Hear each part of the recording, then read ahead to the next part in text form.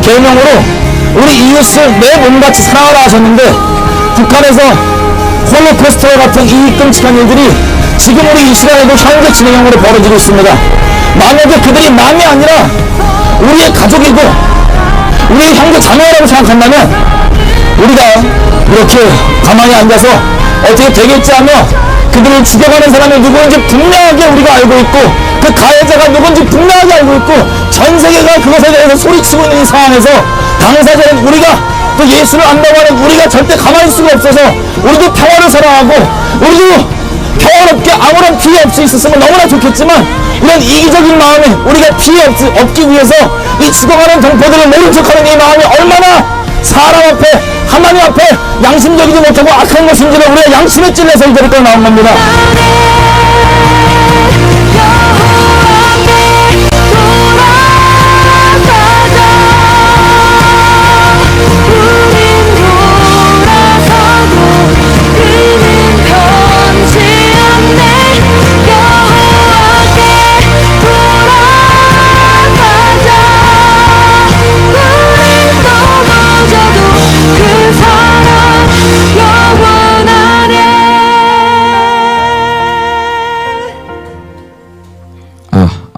안녕하세요.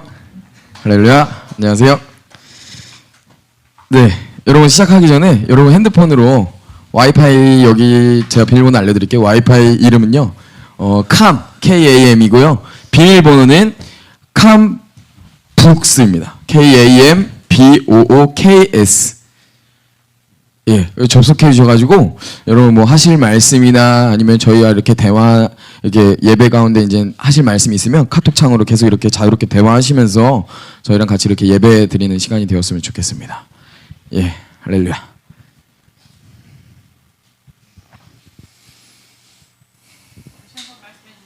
예, KAM PPT로 띄워주시면 KAMBOOKS. 예. CAMBOOKS.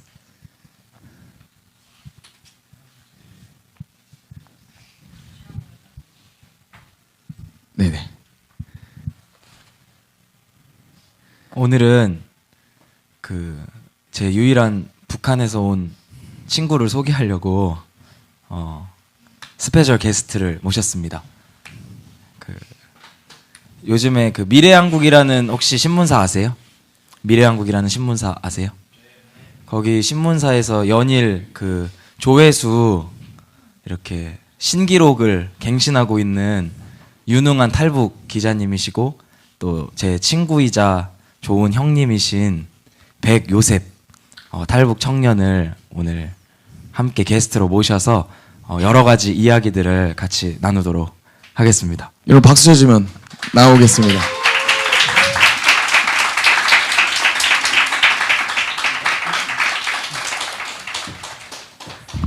너무 군기 들어있는 거 아니에요?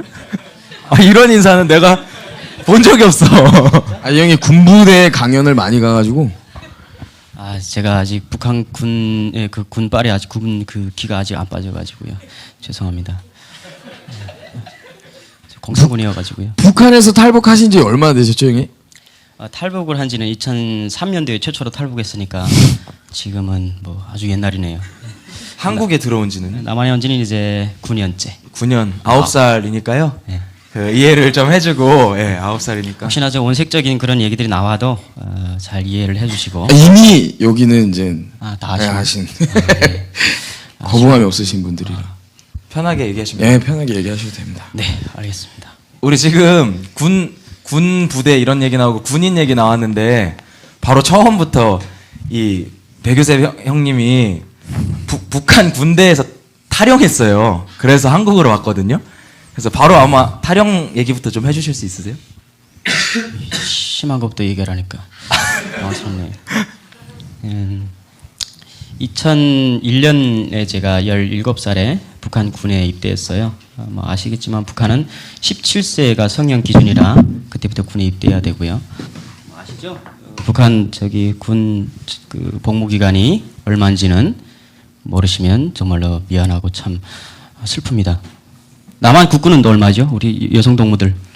남한 국군 우리 오빠들이 얼마나 하는지 아세요?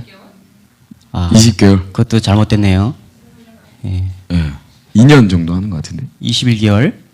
예. 예. 보병은 21개월이고 해병대는 24개월이더라고요. 아니 해군.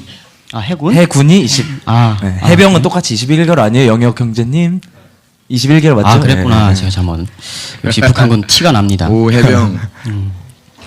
그런데 저희들은 뭐 120개월이고요. 그러니까 뭐 숫자로 셀 필요도 없어요. 그래서 저는 군에 입대해서 그 7살에 뭐 여성 동무들도 북한에서 태어났으면 다 군에 입대해야 돼요. 아시죠? 북한은 여자도 의무예요. 여자 입대 나이가 어떻게 돼요? 똑같이 17세. 17세요. 그때 입대해가지고 여자도 옛날에는 8년이었는데 지금은 5년으로 장군님이 이렇게 3년을 잘라주셨어요. 은혜네요. 할렐루야죠. 은혜네. 네. 함부로 쓰면 안 됩니다. 그래서 저는 군에 입대했을 때 제일 최악인 군단에 입대했어요. 북한군 최전방 5군단이라고 하는 거기에 땅크 부대 입대했죠. 여기 말은 전차예요. 그때 제가 이렇게 조준하고 있던 것이 한 100마고지 정도가 되겠어요. 남한에. 그래서 그 정도에서 살았으면 제 포탄을 한번 맞을 뻔했어요. 저는 거기서 탄약수로 있었고 북한은 장탄수였어요. 그래서 군에 입대했다가 입대할 때는 한 42kg 몸무게 가지고 입대를 했는데 42. 42. 가볍죠. 42. 아, 왜 자매들 보고 얘기하세요? 아니 42. 아, 나 와닿지가 않아. 42. 아니, 우리 그 아, 상처받아요. 아니야, 내가 먼저 줬는데 누굴 먼저 알고? 어? 42. 아, 잘못 봤나? 네. 잘못 봤어. 남조선 여성 동무들이 공통된 걱정이 있잖아요. 살 빼야 돼. 이 다이어트 어떻게 하지? 뭐 이런 고민들 제가 깔끔히 아주 말끔하게 해결해 드리겠습니다. 예. 저하고 북한에 한번 다녀오시면 돼요. 북송 예. 그러면 돈 필요 없고 시간 필요 없고. 생명 걸고. 예. 근데 42kg이 그때는 마지막 제한선이었어요. 근데 그 제한선에 간들간들하게 입대를 했는데 저 아버지도 고민을 많이 했죠. 이 어린 놈이 이렇게 몸무게도 안 나간 놈이 나가서 괜찮겠나 싶었죠. 그런데 제가 한 22년 채 안 돼서 몸무게가 한 31kg으로 줄었어요. 거의 죽기 직전까지 갔어요.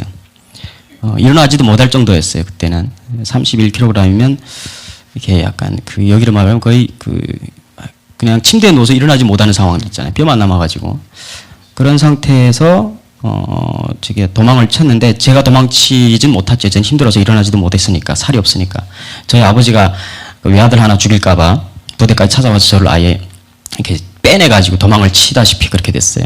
실은 뭐 탈령이라기보다는 탈령은 맞죠. 현역으로 도망 나왔기 때문에 아버지가 저를 그냥 구출한 거로 됐죠. 그렇게 아버지가 군을 나오게 빨리 됐죠. 좀 군인. 네, 아버지도 군 출신으로 한 30년 계셔가지고 북한군으로 저희 집안이 뭐 오리지널 빨갱이 인민군 집안이었어요.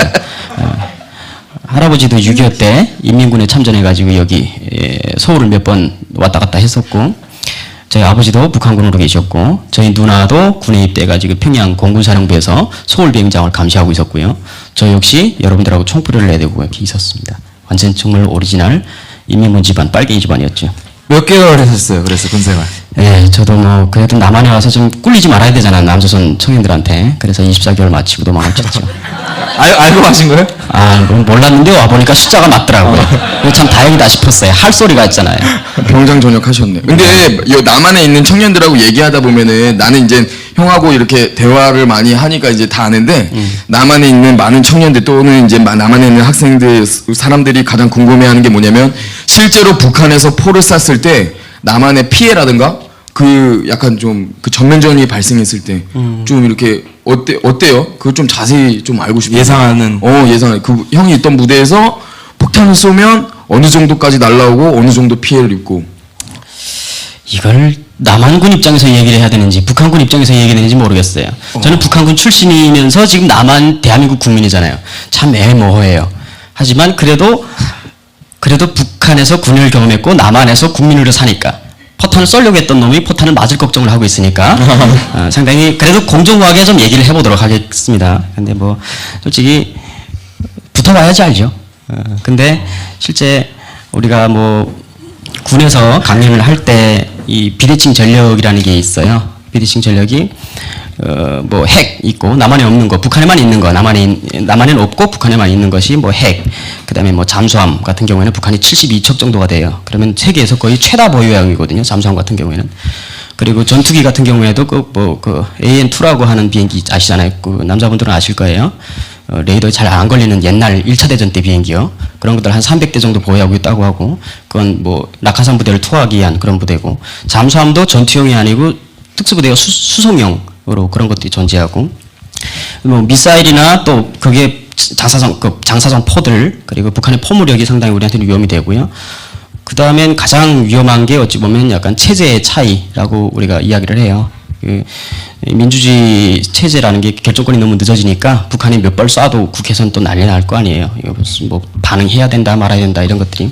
그게 어찌 보면 비대칭 전력 중에 하나도. 근데 어찌 보면 당장 일어났을 때 가장 무서운 게 포가 아닐까 싶어요. 그래서 북한에서 다연장 로켓이라고 북한 말로는 카투샤예요. 그 러시아 말이죠. 그 카투샤가 북한이 개발한 가장 그 장거리가 뭐 대전 계룡대까지 오는 포예요. 이거는 그냥 재래식 포인데도 그래요. 거의 로켓 수준이죠. 그 240mm 그 대구경이고요. 그리고 1차적으로는 아마 인천이 제일 불바다가 될 가능성이 높죠. 제일 가깝기 때문에. 아마 북한이 연평도를 때릴 때 아마 인천을 엄포를 넣었을 거예요. 그러면 경제인들은 가만 시겁했을 겁니다. 우리 한국이 뭘 먹고 살아요? 부산하고 인천항을 뜯어먹고 살아요. 거기가 막히면 우리는 핏줄이 그냥 동맥과 정맥이 막히는 거예요. 그런데 동맥과 정맥 중에 하나를 그냥 완전히 절단시키는 거죠. 그래서 연평도를 까는 거는 그 각도를 조금만 옮겼으면 인천항이 작살나는 거죠. 거기다 인천국제공항을 작살내봐요. 그러면 심대한 타격이 입죠. 그러니까 인천국제공항 작살내고 인천항을 작살내고, 대한민국 그냥 그러니까 목줄을 딱 끊는 거예요. 어찌 보면 그런 포를. 근데 이 한미 공중전력이 그걸 한꺼번에 다 초토화시킬 수 있느냐라고 하는 것은 모르는 일이에요. 왜냐하면 어디 숨어 있는지 모르기 때문에 갱도들이 하도 많고 북한의 포는 또 하도 많아가지고 그걸 통계할 수가 있느냐는 거예요. 땅속에 숨어 있는 포들을. 뭐 항모가 3대 정도 와 있다고 하면 또 모를 일이지만 어쨌든 서울에 포탄이 떨어지지 못하게 막을 수는 없다. 이스라엘이 항상 포탄 맞으면서 살잖아요. 지금도 뭐 항상 포탄이 날아오는 걸 그냥 평시로 알고 살더라고요. 2006년도에는 그 레바논 쪽에서 날라온 그 미사일이 4,000기가 날아왔대요. 미사일이. 이스라엘은 아이언돔이라는 무기가 있잖아요. 네. 그 방어체계 무기가. 그 아이언돔이 한 150발, 아이언돔이라는 무기가 150발 날라오면 한 130발은 막는데요. 그래서 실제로 이스라엘 광고에서 뭐라고 나오냐면 갑자기 비상 벨이 딱 울려요. 그러면 15초 안에 지하로 피해야 돼. 그 광고가 실제로 유튜브에 있어요. 이스라엘 광고가. 욕하지 마라. 우리 이렇게 산다. 아이언돔 설치한 거 욕하지 마라. 우리 이렇게 산다. 실제로 그렇게 하더라고요. 그러니까 어찌 보면 지금까지 서울에 포탄이 한 발 안 떨어졌다는 거는 진짜 하나님의 은혜로 봐야 돼요. 할렐루야. 이스라엘보다 더 위험한 처지에서 한 발도 안 맞고 살았다는 거는 하나님이 얼마나 막아주시는 건지 우리가 알아야 돼요. 우리나라가 아이언돔 없죠? 응? 아이언돔 없죠. 우리나라. 이스라엘형 그 레이더를 우리가 수입한 걸로 알고 있어요. 수입은 했지만 예, 아이언돔은 없지. 예, 아이언돔까지는 있는데 이스라엘에서 또 신형 그 레이더를 또 개발했어요. 예, 그래가지고 우리나라. 우리나라. 신형 무기는 아직 우리가 들어오지 못했는데 이스라엘형 우리가 그 아이언돔은 우리가 수입 있어요? 있는 걸 알고 있어요. 있었으면 좋겠어. 뭐 제 생각으로는 없는 걸로 들어가지고. 그래요? 나 보니까 장난 아니더라고. 어쨌든 그 미사일 날라오면 그냥 막더라고요. 15초 만에. 이게 왜 15초 만에 피해야 되냐면 레이더가 15초 만에 포를 감지하고 그걸로 쏜대요. 그래서 15초 안에 피해요. 근데 이게 장거리 로켓은 발사되면 오는 시간이 걸려요. 그동안 준비를 다 해놓고 각도를 다 맞춰놨는데 문제는 그 당장 넘어오는 그게 비유도탄이죠. 유도하지 않은 탄들이에요. 그냥 쏘는 거예요. 이렇게 막아낼 재간이 없는 거예요. 그러니까 이스라엘은 진짜 최대한 막는 것도 못 막는데 그냥 수리탄 던지는 거 어떻게 레이더가 잡아요? 못 잡는 거예요. 그러니까 그런 식으로 포탄이 날라오는데 이스라엘은 그것까지 이제 막아낼 정도가 되는 거죠. 그런데 우리는 사드 나가라고 하는 정도니까 뭐 말도 뭐 하겠어요.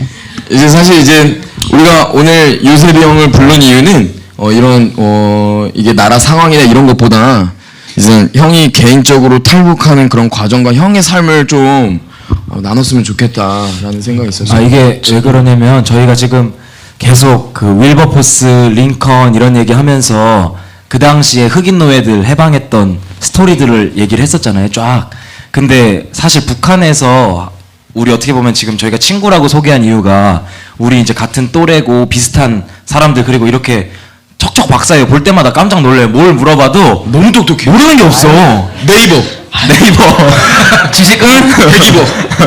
그래서 모르는 게 없는 이런 똑똑한 북한 청년들, 또 우리 친구들이 인생을 들여보면요, 흑인 노예들하고 비교할 수 없는 아픔과 상처들이 있어요. 근데 계속 상처를 꺼내는 것 같지만 어쨌든 한 사람의 이야기를 들으면서 지금 북한 사람들이 어떻게 살고 있고 또 우리가 왜 북한 동포들을 해방해야 되는지 그런 좀 결론으로 가고 싶어서 오늘 백요셉 형제 형님 불러서 같이 이야기를 하고 있는 겁니다. 또 그 얘기가 저는 되게 좋았어요. 어떤 거냐면 형이 탈북할 때 그 어떤 그 아가씨랑 결혼했는데 그 잠깐만. 저 유용한 결혼했는데 미용 수위까지 가고 있어요. 지금 자녀까지. 너무 많이 알아. 너무 오랫동안 지내서 스토리 너무 많이 알아. 저 정리를 하고 할게요. 지금 네. 이 남조선 원주민 아내께서 이거를 지금 생방송으로 보고 있다. 보고 있어요? 차한선 안녕하세요. 지금 갑자기 선발을 어디다 건사할지 모를 상황입니다. 예. 그래도 얘기해 주세요. 첫사랑 그 스토리 있잖아요. 탈북할 때. 뒷감당 네가 할 거야? 차한 안녕하세요. 아 저쪽에 카메라가? 네, 카메라 있어. 아이 여보 시키는 건 얘기 안 할게요. 예. 아이 저희 북조선에선 우리 수령님이 제일 무서웠는데 남조선 하니까 우리 남조선 원주민 아내분이 제일 무섭더라고요. 나는 예, 왜 와닿지? 북한의 절대 권력이 싫어서 왔는데 여기도 절대 권력이 있어. 여성 동무들 무섭습니다. 예, 그래서 지금 하라고. 참 피곤하네. 예, 솔직히 뭐 이렇게 첫사랑이라고 자극적으로 소개를 했지만 첫사랑이라기보다는 지금 영어로 뭐 말하면 썸녀라고 봐야죠. 그렇죠? 뭐 아무 일도 안 일어났어. 근데 아무 일이 일어날 것 같은. 일어날지 말지 잘 모르겠거든. 아니 썸녀가 영어야? 아 콧물 났어. 아니 썸은 영어인데 녀는 또 한자야. 그건 남조선 시가 아니야? 아 그런가? 영어하고 한국어 막 섞어 쓰는 게 남조선 아닌가? 그러니까요. 아니었어요? 그래서요. 남조선 죄송해요. 자꾸 말 끊어가지고 너무 웃겨서 썸녀가 영어라 그래서 너무 웃겨가지고. 아니 그 썸녀가 너무 딱 적당한 영어 같아요. 오케이. 그래서 근데 썸이라기보다는 그런 게 있었어요. 그 뭐랄까 아픔이라는 게 좀 있었어요. 솔직히 뭐 우리한테는 다 각자 알아서 상처는 다 알아서 갖고 있겠지만 저희들이 받은 상처는 제가 하나님을 믿은 상황에서 그 상처는 굉장히 거룩한 상처라고 봐요. 그 아픔은 우리한테 하나님이 어찌 보면 너무 여기 사람 남조선 원주민들보다 더 사랑해서 우리한테 준 상처인 거 아닌가 그렇게 감히 생각을 했죠. 그전에는 그렇게 생각 못했죠. 오히려 우리가 무슨 죄를 지어가지고 이렇게 북한에서 태어나가지고 개고생해야 되냐라고 하는 생각만 했었는데 오히려 지금에 와서는 거룩한 상처구나라는 생각을 하게 됐어요. 그래서 어찌 보면 그 거룩한 상처를 처음으로 보여준 애였어요. 근데 그 애는 뭐 좀 앞뒤 사연이 좀 긴데 저희 아버지가 군에서 있다가 전역을 해서 신우주라고 하는 신우주의 여기를 말하면 그 소년원 북한어로는 그 620상무라고 해요. 거기 책임자를 하셨어요. 국가 공무원이었어요. 약간 청소년 교도소 격이죠. 그래서 어느 정도 직급이 있었어요. 그래서 조금 뭐 부르주아 계급이었죠. 북한 안에서는. 그래서 먹고 살기 힘들고 이런 상황은 아니었는데 이 여자애가 좀 사연이 있었던 여자였어요. 당시에 2003년도니까 사람들이 엄청 많이 굶어 죽고 막 진짜 대량 그런 일이 있었는데 신우주는 좀 괜찮았어요. 그런데 저희 아버지는 어느 정도 직급이 있었기 때문에 다른 주민들은 쌀을 안 줘도 우리 집은 배급이 됐어요. 국가에서. 그래서 매일 배급 식량 쌀 타러 한 달에 한 번씩 가서 아버지 사무실에서 국가에서 준 쌀을 타려고 가는데 저는 아버지 직업이 싫었어요. 감옥이잖아요. 한마디로 자유를 억압한 곳이에요. 애들이 못 나오고 그 안에서 진짜 힘들게 살아오고 있거든요. 근데 그래서 좀 싫어했는데 어느 날 이렇게 배급을 타가지고 자전거에 이렇게 하고 오려고 했는데 금방 잡혀 들어오는 애들이 트럭으로 한 트럭이 들어오는 거예요. 애들이 저번에 와라락 내리는데 그 애들 중에 와 이쁜 애들이 막 내려. 그 와중에 그때 형 몇 살? 그때 19살. 그럴 수 있다. 뭐 그럴 수 있지. 막 이쁜 애들이 내리는데 뭔가 뭐 북한 스타일은 아니에요. 아주 옷이 밝고 뭔가 이렇게 딱 이국적이에요. 그런 애들이 쫙 내려요. 그래서 옆에 신기하니까 그래서 옆에 간수한테 물어봤죠. 쟤네들 뭐냐 그러니까 금방 잡혀왔대요. 단동에서 심양으로 다 붙잡혀 나왔대요. 탈북자들. 그래서 아 그런가 해가지고 했는데 이쁜 여자 확 있어가지고 쟤는 특별히 왜 이쁘냐 왜 저렇게 얼굴이 막 뽀샤시하고 막 완전 뭐가 그 피부가 아주 하얗고 우리 북한에서 피부 하얀 부르자지예요. 근데 어떻게 그 하얄 수가 있어요? 쟤는 누구냐 그러니까 크리스천들이래요. 예수쟁이들이래요.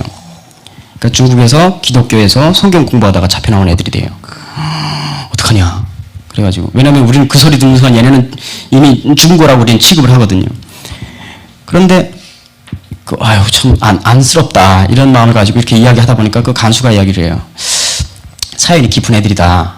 쟤네들 쫙 들어보니까 이 사람들은 다 조사 다 받은 거 조사 문건을 갖고 오니까 그 여자애가 15살 때 그 회령 여자였어요. 함경북도 회령.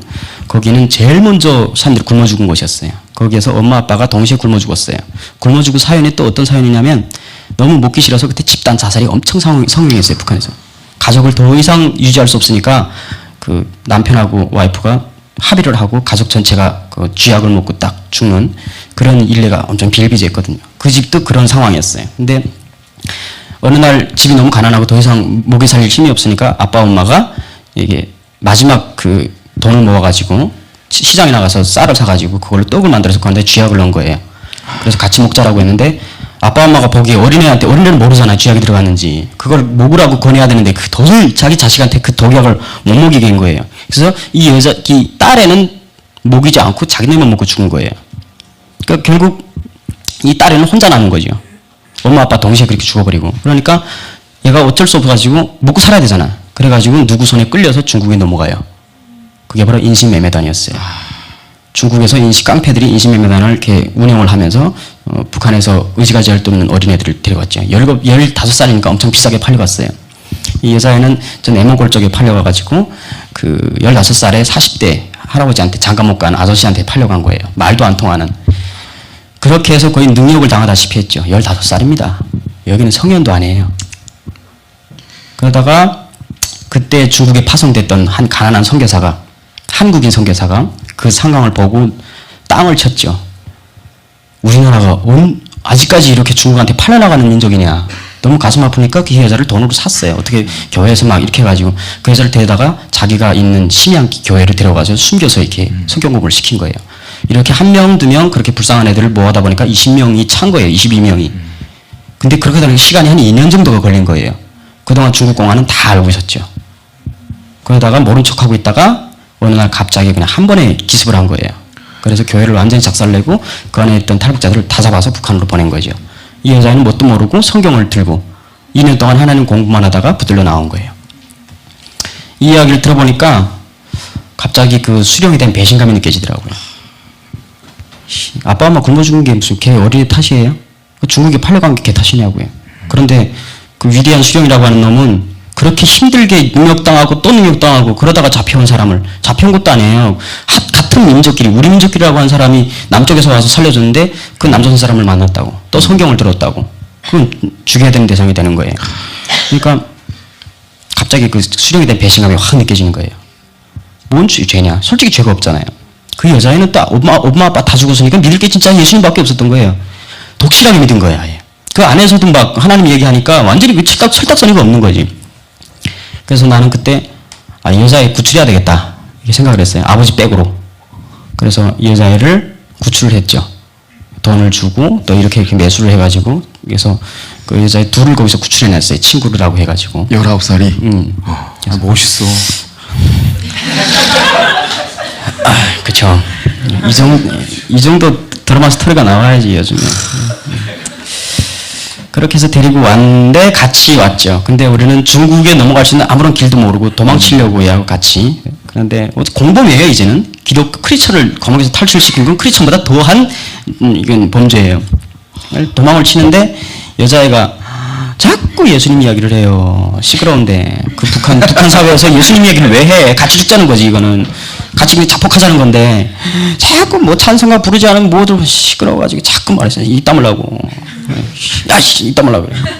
예쁜 것도 한두 번이지. 한두 번이지. 시끄러워. 좋아서 데리고 나왔는데 피곤한 거야. 걸쭉거린 거야. 같이 죽게 생겼어.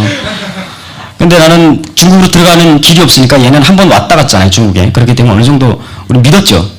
북한에서는 우리가 안전 책임질게. 중국에 들어가면 니들이 길 안 내라. 이렇게 해가지고 들어갔었는데 결국은 그렇게 힘들게 들어가서 두만강을 뭐 동상 다 걸리면서 넘었어요. 국경경비대 추격받으면서 그렇게 겨우 넘었는데 넘자마자 얼마 안 돼서 또 중국 저기 깡패들한테 또 잡혔어요. 그래서 저는 경찰에 이양돼서 북송되고 그 여자애는 그때 또 팔려가고. 이 여자 그 자매분께서 형을 데리고 간 곳이 아버지 집이라고 데려갔는데 교회를 데려갔다고. 그 이야기 기억하고 있었어? 우리는 100번씩 다 이분 들었어. 간증을 100번 넘게 들었어요. 100번 거의 다 그러면 재미없다. 들었어요. 재미없겠다. 여기 다 처음이야. 아니 본인이 굉장히 유명하다 생각하는데 다 모르시잖아요 지금. 얘기 다 처음 하는 거예요 처음. 아, 진짜? 네, 진짜 다 몰라. 그래서 제가 이어서 자괴감이 드네 갑자기. 그래서 이어서 북송당했잖아요. 그래서 지금 이어서 북송당하다가 이제 그 얘기를 좀 해주셨으면 좋겠는데 북송당했다가 도망 나오는데 뭐전 장길에서 형이 뛰어내렸는데 근데 다리 뭐 부러지고 막. 짧게 가죠 뭐 그 부분은. 예, 실은 그 북한 감옥 자체에 대해서는 트라우마가 많죠. 아직도 그 트라우마에 시달려요. 그 트라우마는 겪어본 사람들만이 그걸 느낄 수가 있죠. 예를 들어서 남한에 지금 고엽제 존이라고 아시잖아요. 베트남 참전했던 분들. 그런 사람들 정신병자들 많아요. 이렇게 말하면 좀 이상한데 정신적으로 이상한 분들이 많아요. 왜냐하면 그 전쟁 살육이라는 그 전쟁판은 그 멘탈 딱 제대로 가가지고는 그걸 견디지가 못해요. 그러니까 어찌 보면 우리는 총포성도 뭐 포성 같은 거는 이루어지지 않았지만 우리는 어찌 보면 총칼에 의한 어떤 긴 전쟁을 치렀어요. 그 베트남 전쟁보다 더 기나긴 전쟁 아직도 치르고 있죠. 탈북이라는 게 피말리는 거죠. 그리고 북한에서 사는 것 자체가 너무 피말리고 감옥에 들어갔을 때 북한 감옥에 잡혔을 때 어찌 보면 그게 우리는 그런 거 있잖아요. 현실을 인정하고 싶지 않았어요. 처음에 잡히기 전에 다 그래요. 어리석은 것들이죠. 잡히기 전에 죽을 거야 라고 하는 각오들을 하고 있어요. 어떤 탈북자들이 진짜 독약을 여기다가 옷깃에다가 다 묻히고 다녀요. 내가 잡히기 전에 먹고 죽겠다.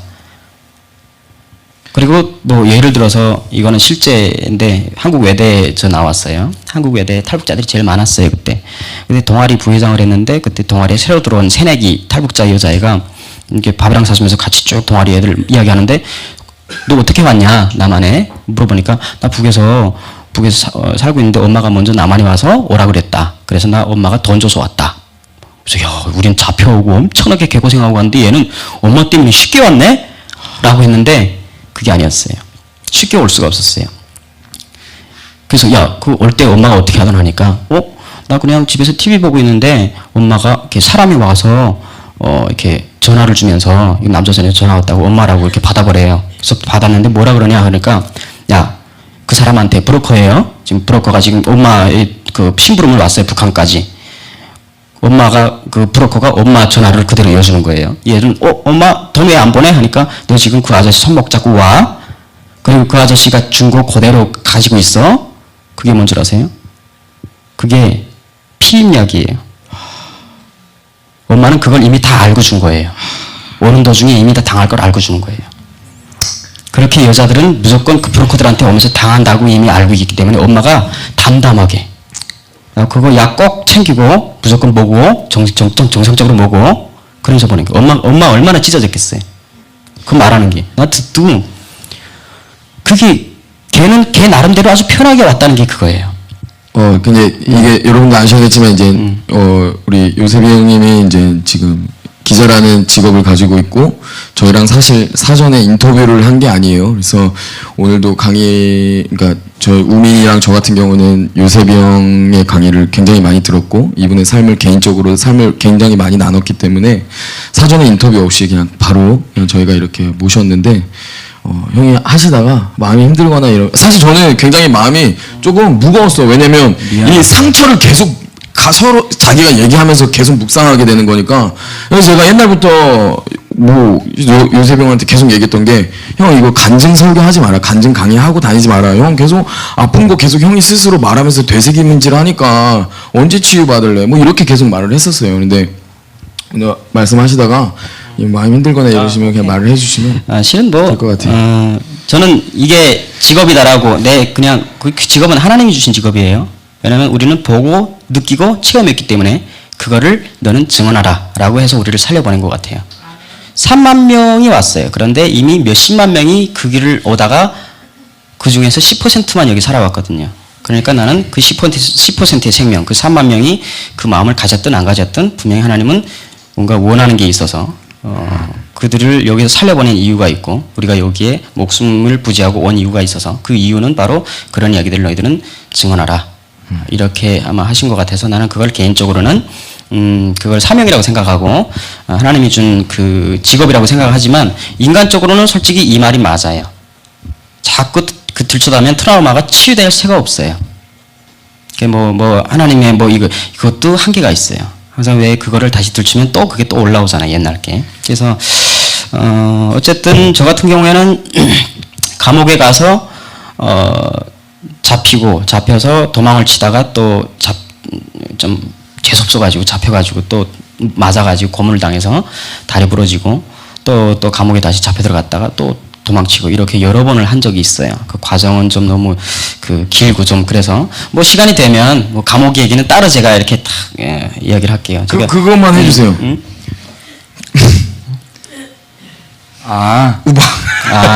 형 그 있잖아.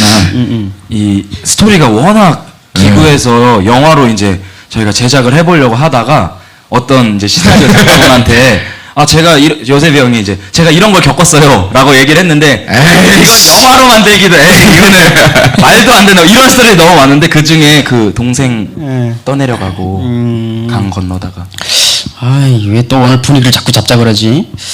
이게 마지막이야. 이 동무들이 아주 이따 보자. 무서워. 그게 처음에 도망을 치려다가 그 이야기 하기 전에 실제로 제가 갔던 감옥은 북한에서 가장 경한, 가장 가벼운 감옥이에요. 그러니까 북한의 감옥은 상당히 이렇게 세분화가 돼 있죠. 처음에 잡혀서 북송이 되면 1차적으로 북한 보위부라는 게 있어요. 그 보위부 구류장에 들어가가지고 신문을 받아요. 근데 그때는 사람이 정신줄을 놓고 있을 수가 없어요. 정신줄을 이렇게 바싹 잠기고 있어요. 그러니까 그때 그런 말을 해요. 봄이 아가리에 들어가도 이렇게 정신만 차리고 있어야 된다라고 하는 그런 거 있잖아요. 원칙이 있죠. 내가 절대 사람이라고 생각을 하면 안 돼요. 그때는. 내가 인간이라고 생각하는 순간 나는 그 비참함에 나는 견딜 수가 없을 거예요. 그래서 어찌 보면 감옥이라는 거냐 인간의 모든 존엄을 박살내는 것이에요. 아예 그냥 다 찢어버리는 거예요. 인간의 존엄을. 그게 감옥이에요. 그게 어디든 똑같은데 북한은 그런 것 자체를 더 아주 리얼하게 찢어놓는 거죠. 그래서 거기 들어가면 이름이 없어지고 번호로 해야 되고요. 그 다음엔 거기 들어갔을 때는 솔직히 화장실도 제 마음대로 못 봐요. 북한 감옥 같은 경우에는. 그게 가장 경한 거예요. 거기에서 조사가 이루어져요. 조사 때는 여기 남한에서 그래요. 잡혀가면 다 죽는 거 아니야? 북한을 너무 일차원적으로 보니까 그런 얘기가 나오는 거예요. 북한은 요즘에 괜찮다면서? 이런 얘기도 나오고 어떤 사람은 다 잡혀간다고 얘기하고 어떤 사람은 잡혀가도 괜찮다고 얘기하는 거기에서 좀 갈등을 겪는데 그건 북한에 대해서 너무 이렇게 단면적으로 봐서 그래요. 직관적으로. 근데 북한도 국가고 법치국가고 뭔가 안에서 그 법이 돌아가요. 규정이 있고. 그래서 잡히면 국가보위부 구류장 거기에서 조사를 받아서 간첩인지 아니면 정치범인지를 가려내요. 네가 남조선 사람들하고 접촉한 적이 있느냐, 기독교에 들어간 적이 있느냐, 남조선 안기부 사람들 만난 적이 있느냐, 미국이나 동유럽 국가 서방 세계를 망명하려고 했던 생각을 했느냐, 이런 반국가적인 어떤 이런 것들 그런 것들에서 해방돼야지 정치범수용소나 교화소로 안 가요. 그때 거기 안 가면 6개월에서 1년짜리 노동단련대, 강제노동단련대에 가요. 그러면 6개월에서 1년 동안 강제노동을 해야 돼요. 거기 가장 경한 것이고 저는 거기까지 가서 더 깊이 가지 않으려고 도망을 치다가 모지름을 쳤죠. 그래서 그 노동단련대에서 제가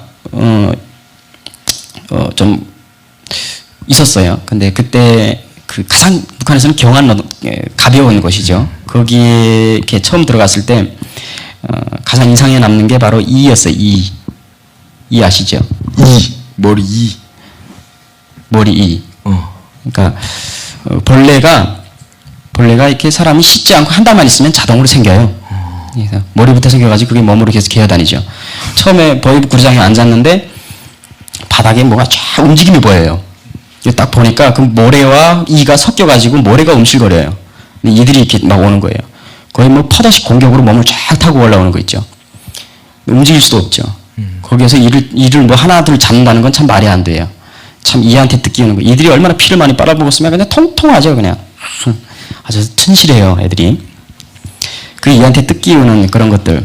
그 다음에 솔직히 그때 같이 잡혀왔다가 결핵에 걸려서 그 자리에서 쓰러져가지고 엉치부터 썩네, 엉덩이부터 썩더라고요. 이렇게 사람이 먹지 못하고 있으니까 누구도 돌봐주지 않고 혼자 이렇게 벽에 기대 있는데 밥 들어오면 그 밥은 다른 사람들이 다 이렇게 채먹고 훔쳐먹고 하니까 혼자서 그 반항할 수도 없고 하니까 마지막에 이렇게 누워 있는데 파리들이 막 입 안으로 들어가고 콧구멍으로 들어가도 가만히 있더라고요. 그게 시체 냄새가 나는 거 있잖아요. 결국 가만히 쌓여져 가지고 나가고 그게 가장 가벼운 감옥에서 경험한 거죠. 그래서 그걸 도망을 쳤을 때 처음에 도망치다가는 제가 맞았고 다리 부러졌고 두 번째 도망칠 때는 감옥에서 동생 애를 하나 데리고 나왔어요.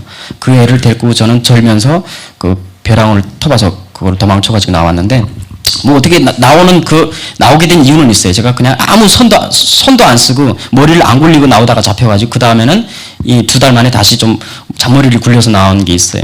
그래서 나와서 이렇게 두만강을 건너려고 하는데 제가 넘었던 두만강은 상당히 얕았어요. 저는 겨울에 처음으로 탈북을 했기 때문에 겨울의 분위기는 꽝꽝 얼어서 대부분 다 겨울에 도망을 쳐요. 근데 낮에도 우리가 충분히 이렇게 발로 건널 수 있는데 이게 홍수가 나면 틀려요.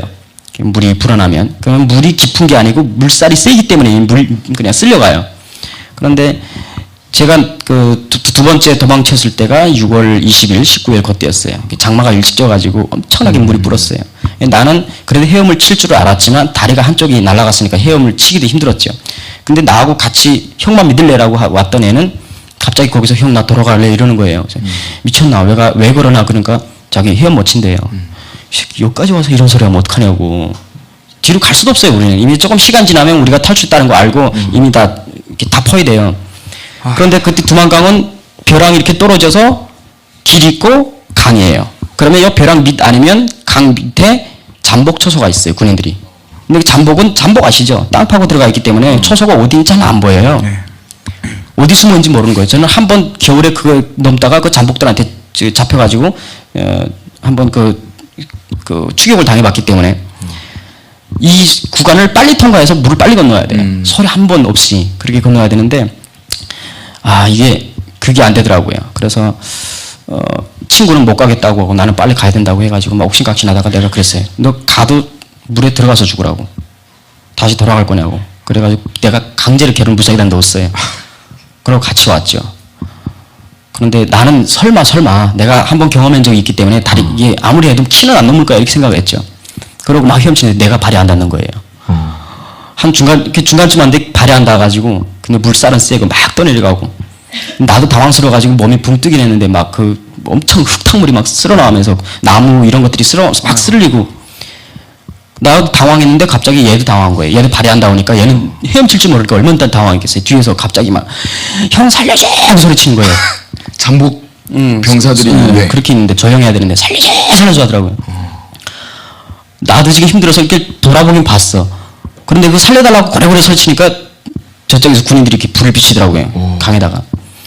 나는 어떻게 살려줄 수가 없잖아요. 혼자 왔어요 그냥.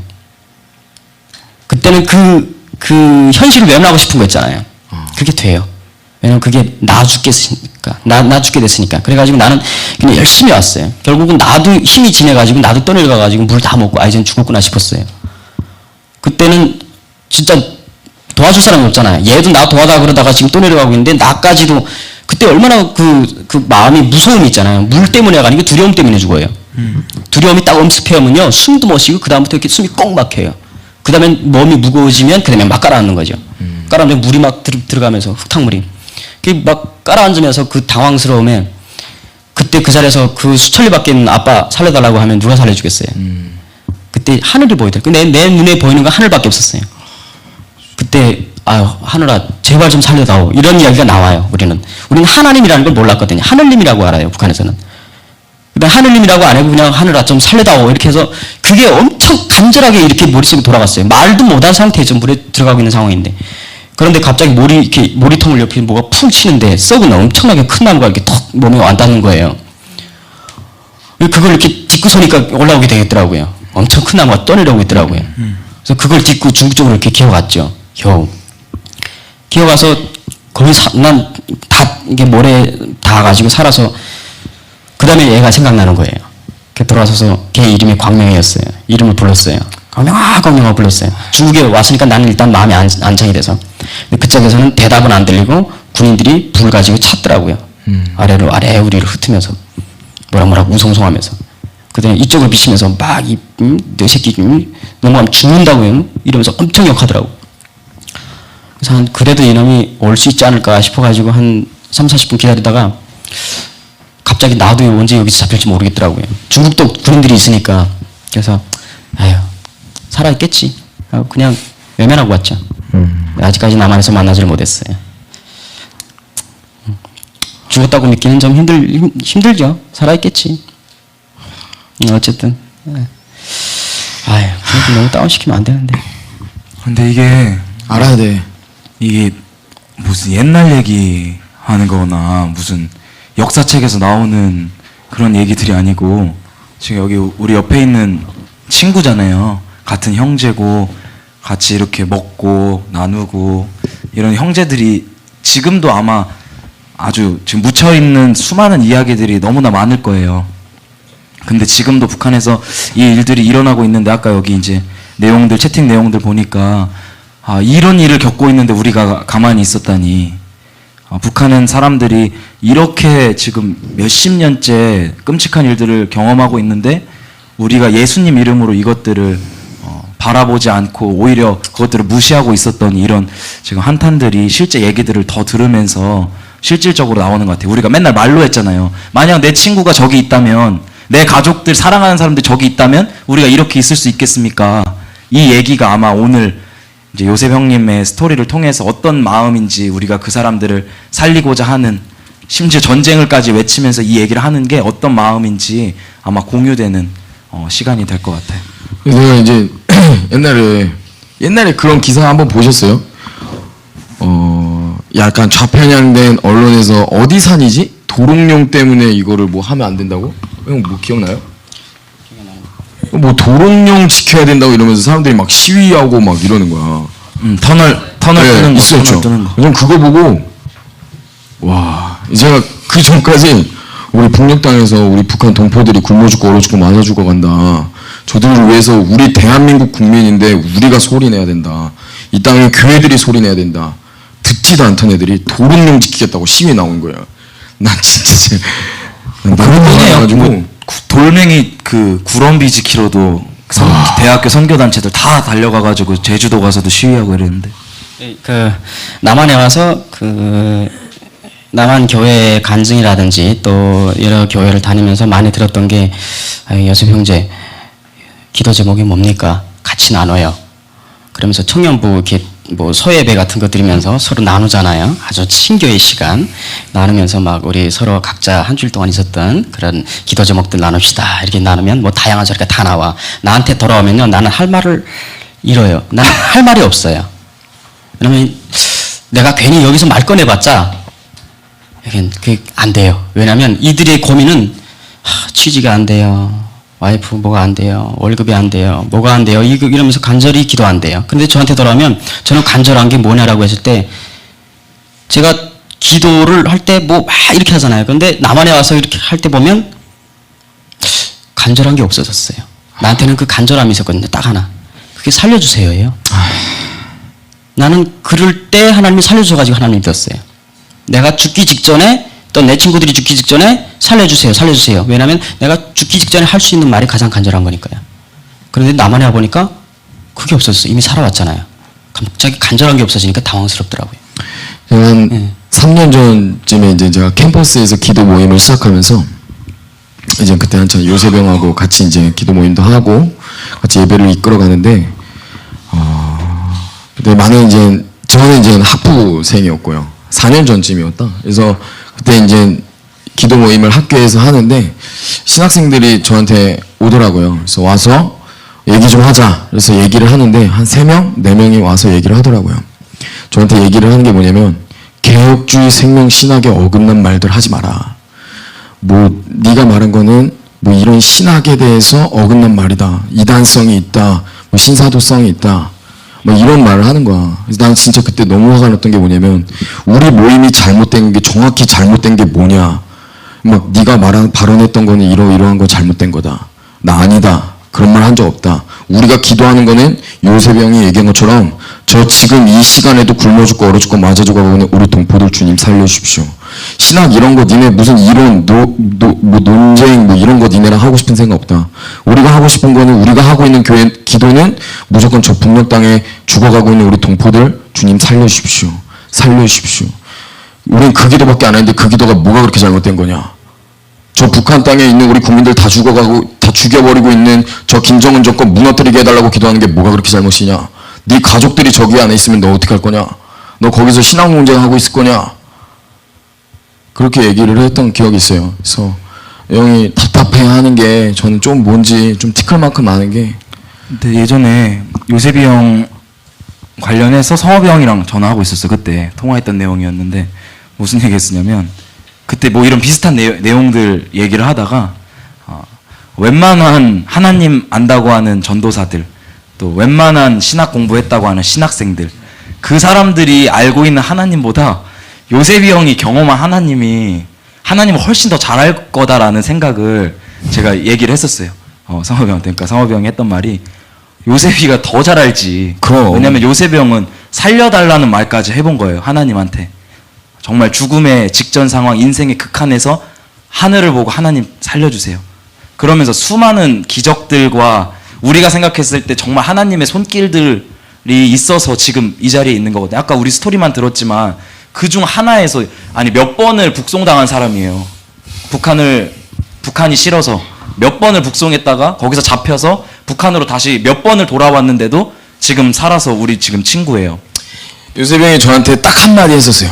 옛날에 저한테 딱 한마디 한 게 기억날지 모르겠지만 그 한마디가 내 뒤통수를 때렸어요. 그게 뭐였냐면 내가 탈북한 이유는 너가 평생 동안 누리고 있던 그 자유 하루 누리려고 탈북했다고. 그 한마디를 했는데 너무 마음이 아프더라고요. 요셉 형 스토리 들으면 정말 계속 죽을 뻔했거든요. 진짜 하나님의 인도하심이 아니면 못 넘어왔어요. 여러분 진짜 하나님은 말씀으로 글로 하나님을 아는 게 아니라 성경이 살아있다는 거는 이 성경을 우리가 삶으로 살아내고 살아계신 하나님을 우리가 삶으로 체험했을 때 그때 정말 이 말씀이 살아 움직여서 우리 삶 가운데 하나님께서 역사를 볼 수 있는 거예요.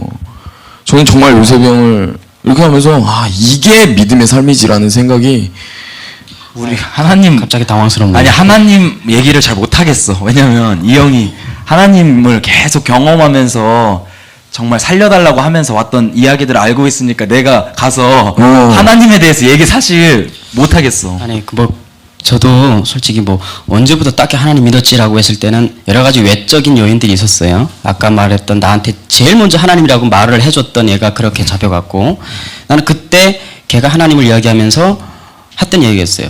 자기들을 강간하고 자기들을 팔아서 가는 깡패들을 나는 죽이려고 했었거든요. 내가 유일하게 이것들을 죽이자 이렇게 생각을 했는데 얘가 그런 말을 했어요. 자기가 끌려가는 상황에서 자기가 강간당한 상황에서도 하나님이 원하지 않아.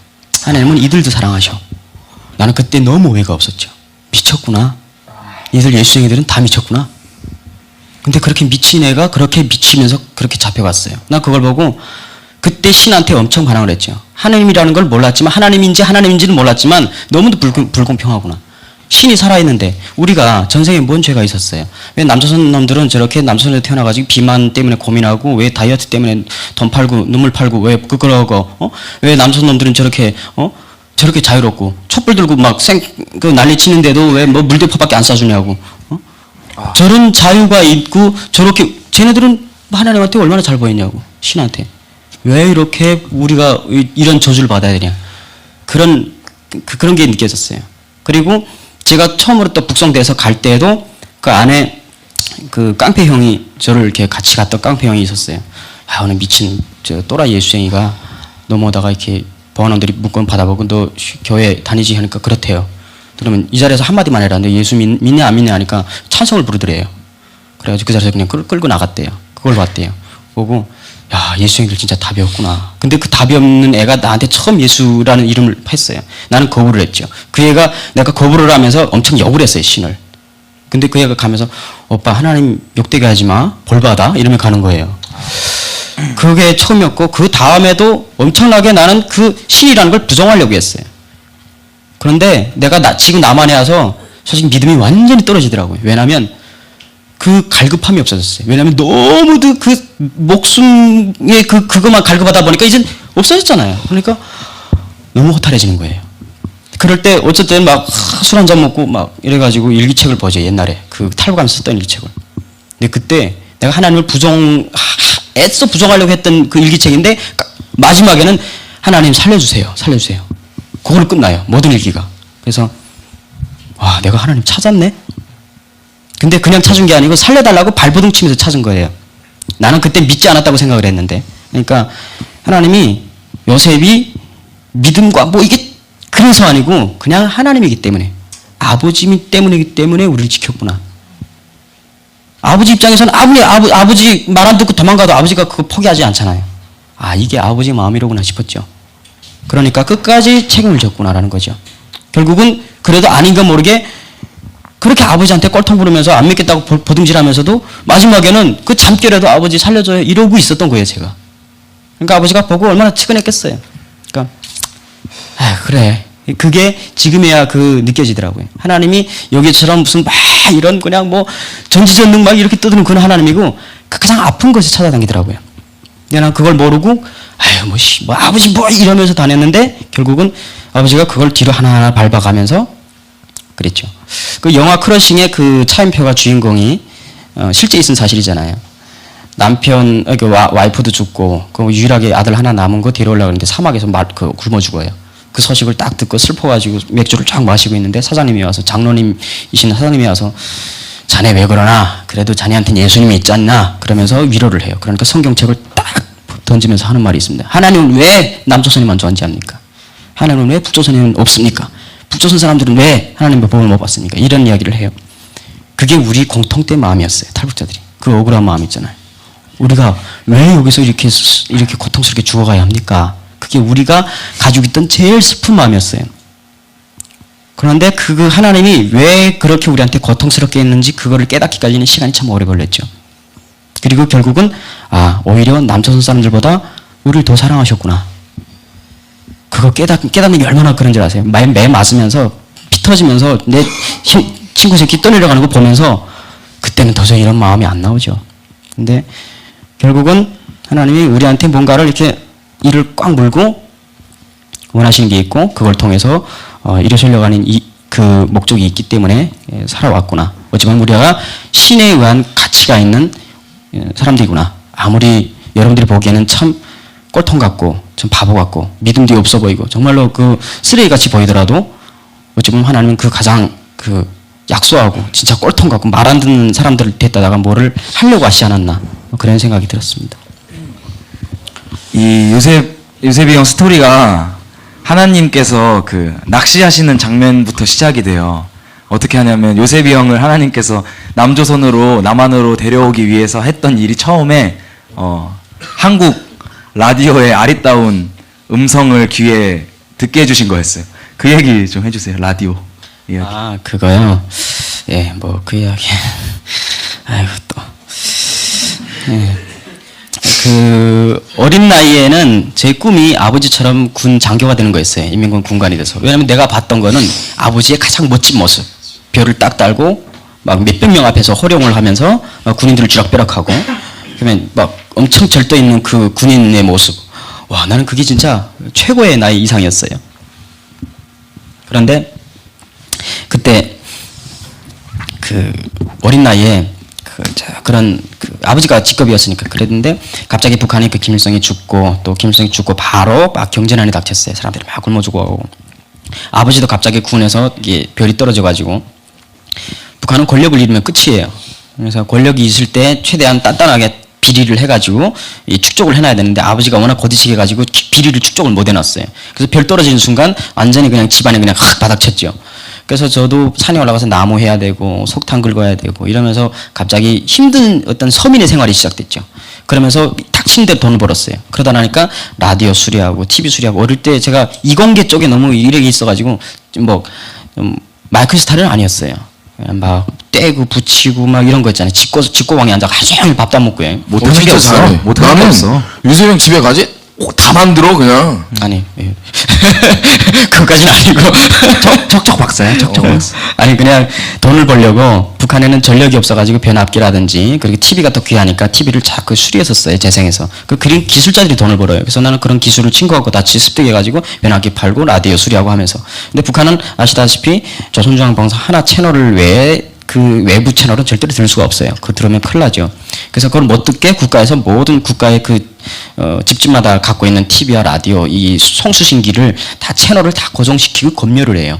그래서 검열을 해서 합격된 그런 것만 사용이 가능한데 수리하다 보니까 그 사람들이 보고 싶은 게 외국 거예요. 그래서 수리 겸 해가지고 거의 연결시켜 달라는 사람들이 있어요. 그러면 그거는 돈을 비싸게 받죠.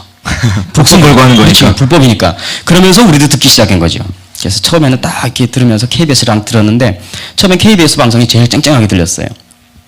들었는데 처음에는 가슴이 쿵당쿵당 뛰죠. 적국의 방송을 들었다가 내 목이 날아가는 상황인데 언제 누가 고자질하면 나 끝장이에요. 내일 당장 보이고 구치장에 들어가야 되는 상황인데 이러면서 안 돼. 아니 들으면 안 돼라고 끄고 싶은데 야, 그 남선 아나운서의 목소리는 왜 그렇게 상냥하고 간사하고 간을 녹일 듯한 뭐 아시잖아요. 우리 뭐 북조선 아나운서 그 리춘희 아줌마의 그 아주 카리스마적인 아시죠? 평생 그것만 들어봤을 거 아니에요. 방송이라고. 우리는 아침에 깨나면 그 아줌마, 끌 때 그 아줌마, 1월 1일 그 아줌마, 12월 31일 그 아줌마, 태어나면 그 아줌마, 죽을 때 그 아줌마. 확 온다. 북조선에서 남자로 태어난 건 참 저주라고 생각했어요. 남조선에서 남자로 태어난 걸 참 행복하다고 생각하세요. 할렐루야. 야, 들었는데 너무 신선한 거예요. 나 여자의 목소리가 그 할머니의 밀대랑 만지는 게 남자선 500만이라 칼판 쳐 죽이고 이 아줌마 목소리가 들어가 못 봤었어. 이게 남자 목소리보다 더 부러워요. 막 듣다가 갑자기 막 나른나르다 남조선 아나운서의 그 목소리를 들으니까 그냥 한 번에 확 가는 거예요. 그냥. 녹았구나. 완전 녹았지. 들으면 안 돼 하다가 다시 켜고. 알 것 같아. 그 유혹. 그 혼자 들었어요? 처음엔 혼자 듣다가 너무 아깝잖아. 그래서 친구하고 같이 듣기 시작했어요. 왜냐면 공범을 만들어야지 내가 안전해요. 이불 속에서? 이불 속에서. 왜냐면 공범이 없으면 내 혼자 언제 잡혀갈지 모르니까 우리 안전빵을 만들어야 돼. 그래서 처음에는 그 공범을 딱 우리가 너하고 의리를 나눌 수 있는 이게 포인트가 있어요. 남조선은 그 의리를 나눌 때 뭐 깡패 영화들 보면 손 긋고 막 혈주한 자식 하고 막 이러잖아요. 그거 다 필요 없어. 북한은 딱 이불 뒤집어 쓰고 김정일 개새끼 해봐. 와 한마. 이거 얘는 평생 동역자. 야 김정일 개새끼 해봐. 김정일 개새끼 해봐. 근데 안 했어. 그러면 오 위대하네 라고 하고 김정일 개새끼 봐 했어. 나도 이렇게 그 다음부터는 혁명 동지 그 이상이에요. 죽을 때까지 영원한 친구. 더 이상 친구가 없어. 더 이상 가까운 친구가 없어. 너희들은 아빠 엄마보다 더 믿어. 와, 근데 나는 요세병이 의리가 진짜 있는 남자예요. 요세병이 완전 남자지. 진짜 남자인데 이게 지금 생각해 보니까 내가 김정은을 욕할 때부터 좋아하더라고. 우리 친해진 이유가 있어. 뭔가 그 후련함이 있었어. 아니 내가 왜 후련하게 욕해줬거든. 제가 왜 그 의리의 상징으로 그걸 선택했냐면요. 남조선 방송 듣다 하니까 남조선의 이 종갓나 새끼들은 대통령을 개나 소나 막 쌍욕해. 그때 광우병. 대통령 막 쌍욕하고 막 쌍욕. 와, 난 놀랐어요. 그런데 제가 좋아하던 그 아나운서까지도 대통령한테 막 뭐라 하더라고요. 난 가슴이 아팠어요. 제가 좋아했던 그 아나운서께서 다음날 아침에 능지처참 당할 걸로 생각하니까 너무 가슴이 아픈 거예요. 다시는 방송에서 목소리를 들을 수 없다. 그 목소리를 다시는 들을 수 없다는 그 슬픔에 이러고 다음날 아침에 딱 들었는데 또 나와. 어떻게 살아있지? 이해가 안 되는 거예요. 어떻게 국가의 최고 수반을 씹었는데 살아있을 수가 있지? 이게 도저히 이해가 안 되는 거예요. 저게 자유구나 싶었죠. 여러분들 대통령 마음대로 씹는 거 이거는 엄청난 자유예요. 하나님의 은혜예요. 나는 그거 씹고 싶었어요. 김정일 개새끼 100번 하고 싶었는데 한마디도 못해가지고 이렇게 찾다가 이러다가 친구하고 들어서 김정일 개새끼 이러고 확실하네. 그래서 진짜 내가 두만강을 딱 건너서 두만강을 그 군인들한테 엄청 막 이렇게 떨겨가지고 이렇게 넘어왔어요. 겨우 살아가지고 군인들한테 군인들이 따라왔었으니까 따라온 놈들이 있을 거 아니에요. 그놈들 들으라고 중국 땅 딱 밟는 순간부터 돌아서가지고 김정일이 개새끼 100번 했어요. 김정일 개새끼! 김정일 개새끼! 하면서는 그리고 야 이 개새끼야 니들은 잘 먹고 잘 살아라! 김정일이 배떼시 뚱땡이 새끼야! 이러고요. 진짜 그때 하고 싶었던 것들 있잖아요. 그때 형 거의 치유 다 됐을걸? 어. 몸에 아팠던 것들, 뭐 정신적으로 이런 것들 다 치유됐어. 암세포가 다 날라갔지. 야, 참, 뭐랄까, 그게 어쩌면 인간의 욕구 아니겠어요. 그걸 다 풀었어요. 이게 원초적인 욕구예요. 그걸 풀고 나니까, 자유와 민주주의라는 건 이런 거구나 싶었어요. 다른 거 안 바래요. 여러분들하고 똑같이 쌍욕하고 싶었다고요, 대통령을. 여러분들 똑같이 나도 좀 살 좀 찌워가지고, 너 어떻게 다이어트 하지? 걱정 좀 하고 싶었어요. 어떻게 살 빼지? 이거 좀, 나도 걱정하고 싶었어요. 살 때문에. 나도 좀 나와서 내가 하고 싶은 말 하고 있으면 뭐 촛불을 들든 횃불을 들든 뭐 피켓을 들든 나 요즘에 시위를 하면 너무 좋아해요. 아무튼 막 너무 좋잖아요. 그래서 어찌 보면 참 어쩜 선 하나에 아주 그냥 미세한 선 하나. 그 미세한 선 하나에 이렇게 차이가 있는 거죠. 우리는 같은 민족이라고 하면서 한 동포라고 하면서 우리는 서로 아는 게 하나도 없잖아요. 완전히 딴 세상이에요. 남한에 와서 지하철에 전철에 그 흑인 애들, 응? 아프리카 애들, 자매결례 맺자 이러면서 뭐 그런 것들 많아요. 홍보하고. 탈북자들 찾아볼 수가 없더라고요. TV에서 나는 공익 광고. 다문화 가족들 뭐 어쩌고저쩌고 하는데 탈북자 공익 광고는 없어요. 우리 애들은 오히려도 없어요. 북한에 대해서는 오히려도 없어요. 오히려 통일, 북한 이런 거 이야기하면 정치적이다 뭐다고 하면서 매도시켜버려요. 그게 가슴이 아팠죠. 왜 하필이면 우리 얘기인데 대통령은 나와서 통일 대박이라고 하고 이 뒤에서는 이게 대박일 수가 없는 거예요. 저는 아버지가 하늘에서 봤을 때 아까 여러분들 영상도 보셨어요. 영상에 그 처음에 딱 나왔던 영상에 한반도 전경이잖아요. 우리는 그 한반도 전경과 반대로 살고 있어요. 우리는 외국인들이 왔을 때 당신들 나라를 그려봐라 하면 어떻게 그립니까? 이렇게 그리잖아요. 토끼식으로. 근데 실은 나사와 하나님이 내려다보는 한반도는 없어요. 하나님 원래 하나로 잘 이쁘게 만들어줘가지고 그리고 우리도 그 안에서 사는 사람들은 한반도 우리는 이 모습을 이렇게 살겠습니다라고 헌법에 하나님하고 서약을 그렇게 해놨어요. 대한민국 영토에 대한 조항을 딱 박아놓고 우리는 하나님하고 이렇게 살겠습니다라고 약속했잖아요. 그렇게 약속하고 우리는 그렇게 믿으면서도 우리는 하나님 보시기에 아니 세상 사람들이 보기에도 절반으로 병신으로 살았습니다. 없어요 절반이. 어디 있는데요. 우리는 일본의 섬보다도 더 애매한 섬이 되어버렸어요. 그 절반 땅을 없애버리고 하나님 보기에 그 얼마나 가슴 아프겠어요. 내가 완전하게 만들어줬는데 지들끼리 알아서 싸워가지고 뭐 없어져 버렸어. 그걸 찾으려고도 하지 않아요. 어디 갔는지 아파하지도 않아요. 내 애기를 데리고 길을 건너다가 애가 어느 순간 딱 앞으로 나갔는데 차에 치여서 두동강이 나버렸어요. 하나님의 마음이 바로 그거예요. 내가 온전하게 만들고 내가 사랑하는 애인데 그 온전하게 만들고 너무 이뻐서 구미야 오기야 했는데 얘가 차에 치여가지고 두동강이 났는데 애가 아파할 줄 몰라. 그거 보면서 하나님은 더 찢어지는 거죠. 통일이라는 그거예요. 나는 그렇게 생각을 해요. 아버지 보기. 왜냐하면 아버지가 우리를 그렇게 아픈 걸 보면서 있었다고 생각하면요. 그 마음이 들어요. 우리는 그 마음을 가져야 됩니다. 우리는 그 마음을 알아야 돼요. 우리는 그 마음이 없이는 통일 안 됩니다. 그건 무조건 쪽박입니다. 하나님 보기에 야 저렇게 나가서 저렇게 피 흘리고 저건 네 친구 맞냐? 네 이웃이 맞냐? 네 친척 맞지? 네 형제 맞지? 부인하잖아요. 지금은. 에이 알아서 살겠죠. 뭐. 우리 일 아니에요. 북한 딴 나라잖아요. 그러면 하나님이 어떻게 하나를 합쳐주겠어요. 그렇죠? 우리가 아버지 진짜 죄송해요. 저건 내 동생이었습니다. 라고 그러면 같이 한번 테이블에 앉아서 밥을 먹어봐. 내가 그거 보면 요한이 없겠다. 같이 밥을 먹으면 아버지 보기에는 그때 위안을 쫙 받을 거예요. 니들 형제들 잘 지내네. 원래 형제를 만들어놨는데 하나를 만들어놨는데 좀 통일은 그런 마음이 없이는 근데 그 마음을 우리가 어디서 얻겠습니까? 세상 사람들한테 얻겠습니까? 우리의 희망이 세상에 없는 이유입니다. 세상 사람들은 이런 마음을 가질 수가 없어요. 하나님의 마음이 없기 때문에 그 아픈 하나님의 아버지의 마음을 알 수가 없는 거죠. 저는 그게 통일이라고 생각합니다. 하나님의 마음, 그 아픈 아버지의 마음을 아는 그걸 이해하고 거기에 초점을 맞추는 게 나는 진짜 통일이라고 생각합니다. 아멘. 너무 분위기 잡았어요. 아니 지금 이야기에 한 10분의 1 했는데 벌써 시간 9시 40분 달려가고 있어요. 근데 꼭 들어야 되는 이야기가 제가 생각할 때 꼭 들어야 되는 이야기가 중국에서 만난 그 교회 권사님들 식구들 이야기랑 러시아에서 성경 때문에 살아났던 그 이야기는 꼭 공유하고 싶은 이야기인데 아유, 참 시간이. 네, 그거 2개 정도 딱 하면 얼추 시간이 되고 스토리가 좀 마무리가 될 것 같아요. 어찌 보면 또 그 이야기가 더 순서로 해서 제가 이 이야기를 했었어야 될 걸지도 모르겠습니다. 왜냐하면 제가 하나님을 알아가는 깊이 뭐 아직도 더 알아가야 되겠지만 진짜 하나님이로구나라고 알아가는 과정이었었거든요.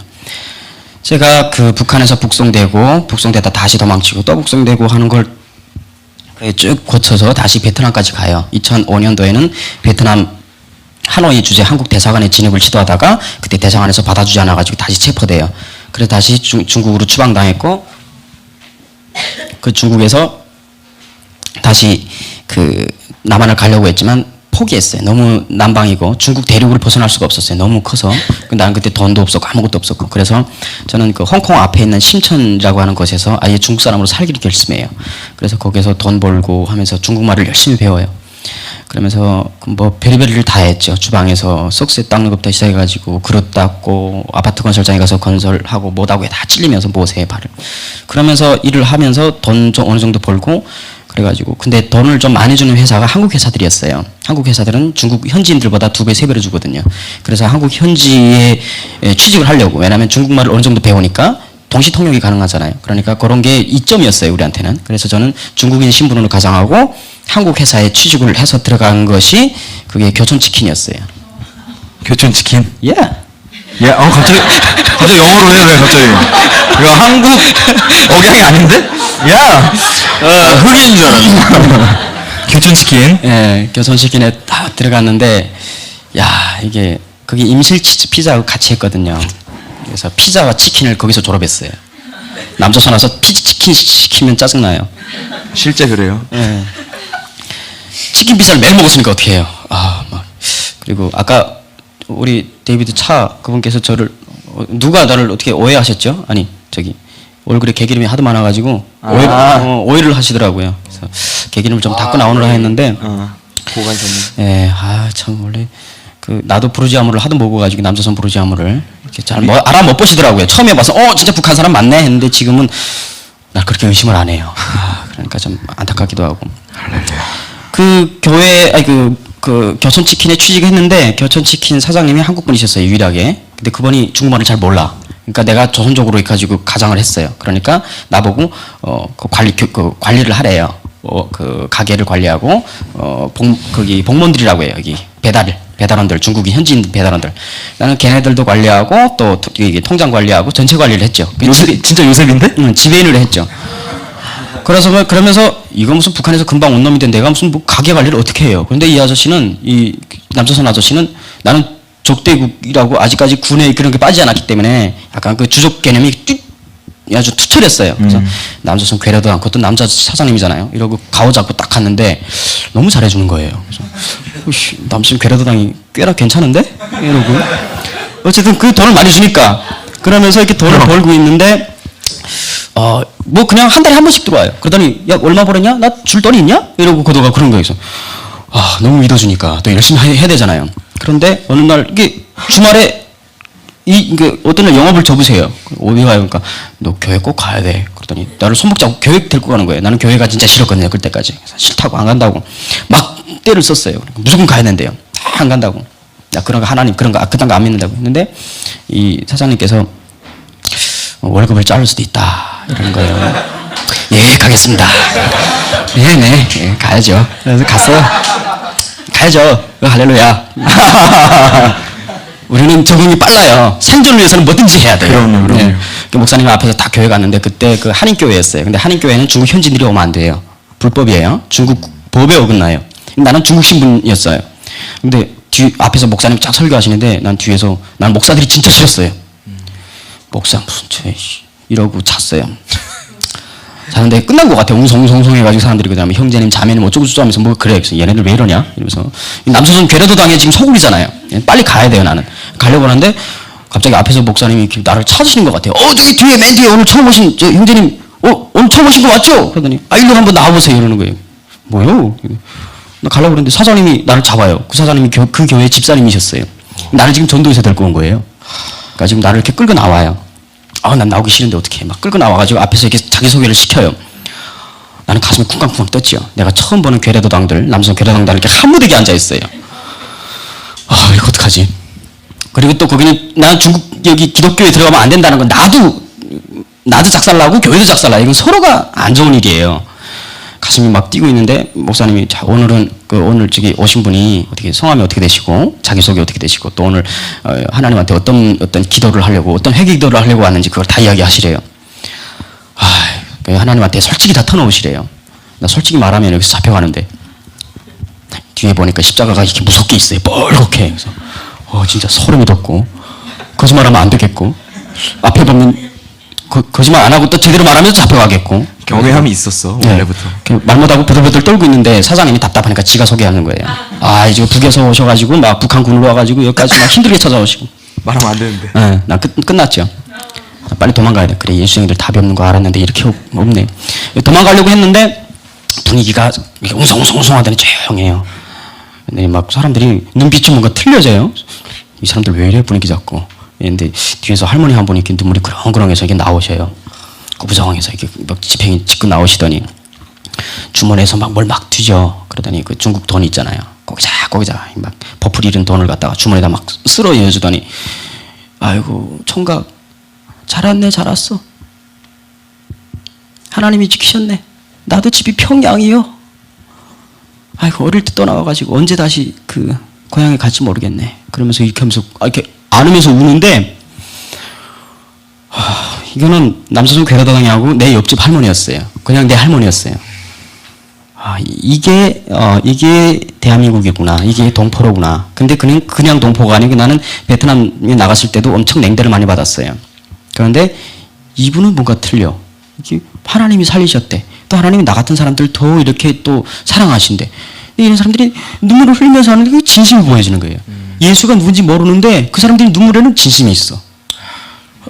신을 믿는 사람들이 이렇게 눈물이 있고 뭔가 있네 마음속에. 그냥 따뜻함이 느껴오는 거예요. 그때까지 약간 그 나만에 대한 서러움과 나를 그 외면했던 거기에 대한 어떤 그 섭섭함과 그 어렸던 마음이 쫙 녹는 거 있잖아요. 그래서 이제는 하나님이 다 지켰으니까 우리 대한민국 가서 이쁜 각시 만나서 행복하게 살 일밖에 없어. 이 남자들이 대한민국 빨리 가서 이제는 복 받은 거예요. 축복 받으면 살 수가 있어요. 이러는데 자기가 막 그러면서 이야기를 하시는 게 새벽마다 나와서 불쌍한 누구를 살려달라고 자꾸 기도를 했대요. 엄청나게 막 그 누군지 모르는데 자꾸 누구를 위해서 자꾸 살려달라고 새벽마다 그렇게 눈물이 나오더래요. 그러더니 그게 총각이었어 이러는 거예요. 그때 생각하는 거는 뭐냐면 내가 아빠 엄마 다 북한에다 두고 죽이고 그렇게 혼자 와서 누구도 아는 사람도 없는 거예요. 타양 말리에. 누군가 나를 저 멀리에서 기도를 하고 있었대. 나 때문에 나 살려달라고 빌고 있었대. 그것도 새벽마다 울며 불며 기도하고 있었대요. 근데 진심이었어요. 이거 듣는 순간 나는 그게 통일이 됐다고 생각해요. 마음이 확 그냥 와닿더라고요. 지금 똑같습니다. 어찌 보면 이게 통일인 것 같아요. 그러니까 북한은 아직도 여러분들한테 포 쏴대고 있고 제 친구들은 아직도 도발하고 있죠. 그렇게 우리는 남과 북이 엄청나게 적으로 사는데 여러분들은 지금 기도하고 있잖아요. 다른 누구는 저렇게 막 뻘기 벗고 강남 거리로 활보하고 있지만 또 누구는 여기서 이렇게 슬프게 북한 사람들 살려달라고 기도하고 있잖아요. 그런데 여러분들 지금 기도하는 상황에서도 죽고 있어요. 이렇게 기도하면서 울며 불며 하나님 살려주세요 살려주세요 해도 죽어요. 맞아 죽고 얼어 죽고 굶어 죽고 도망치다가 총 맞아 죽고 다 죽어요. 그래서 당장 여러분들이 기도하는데 아무런 쓸모가 없죠. 그 사람들 살리는 데는. 근데 이게 엄청난 기적을 불러와요.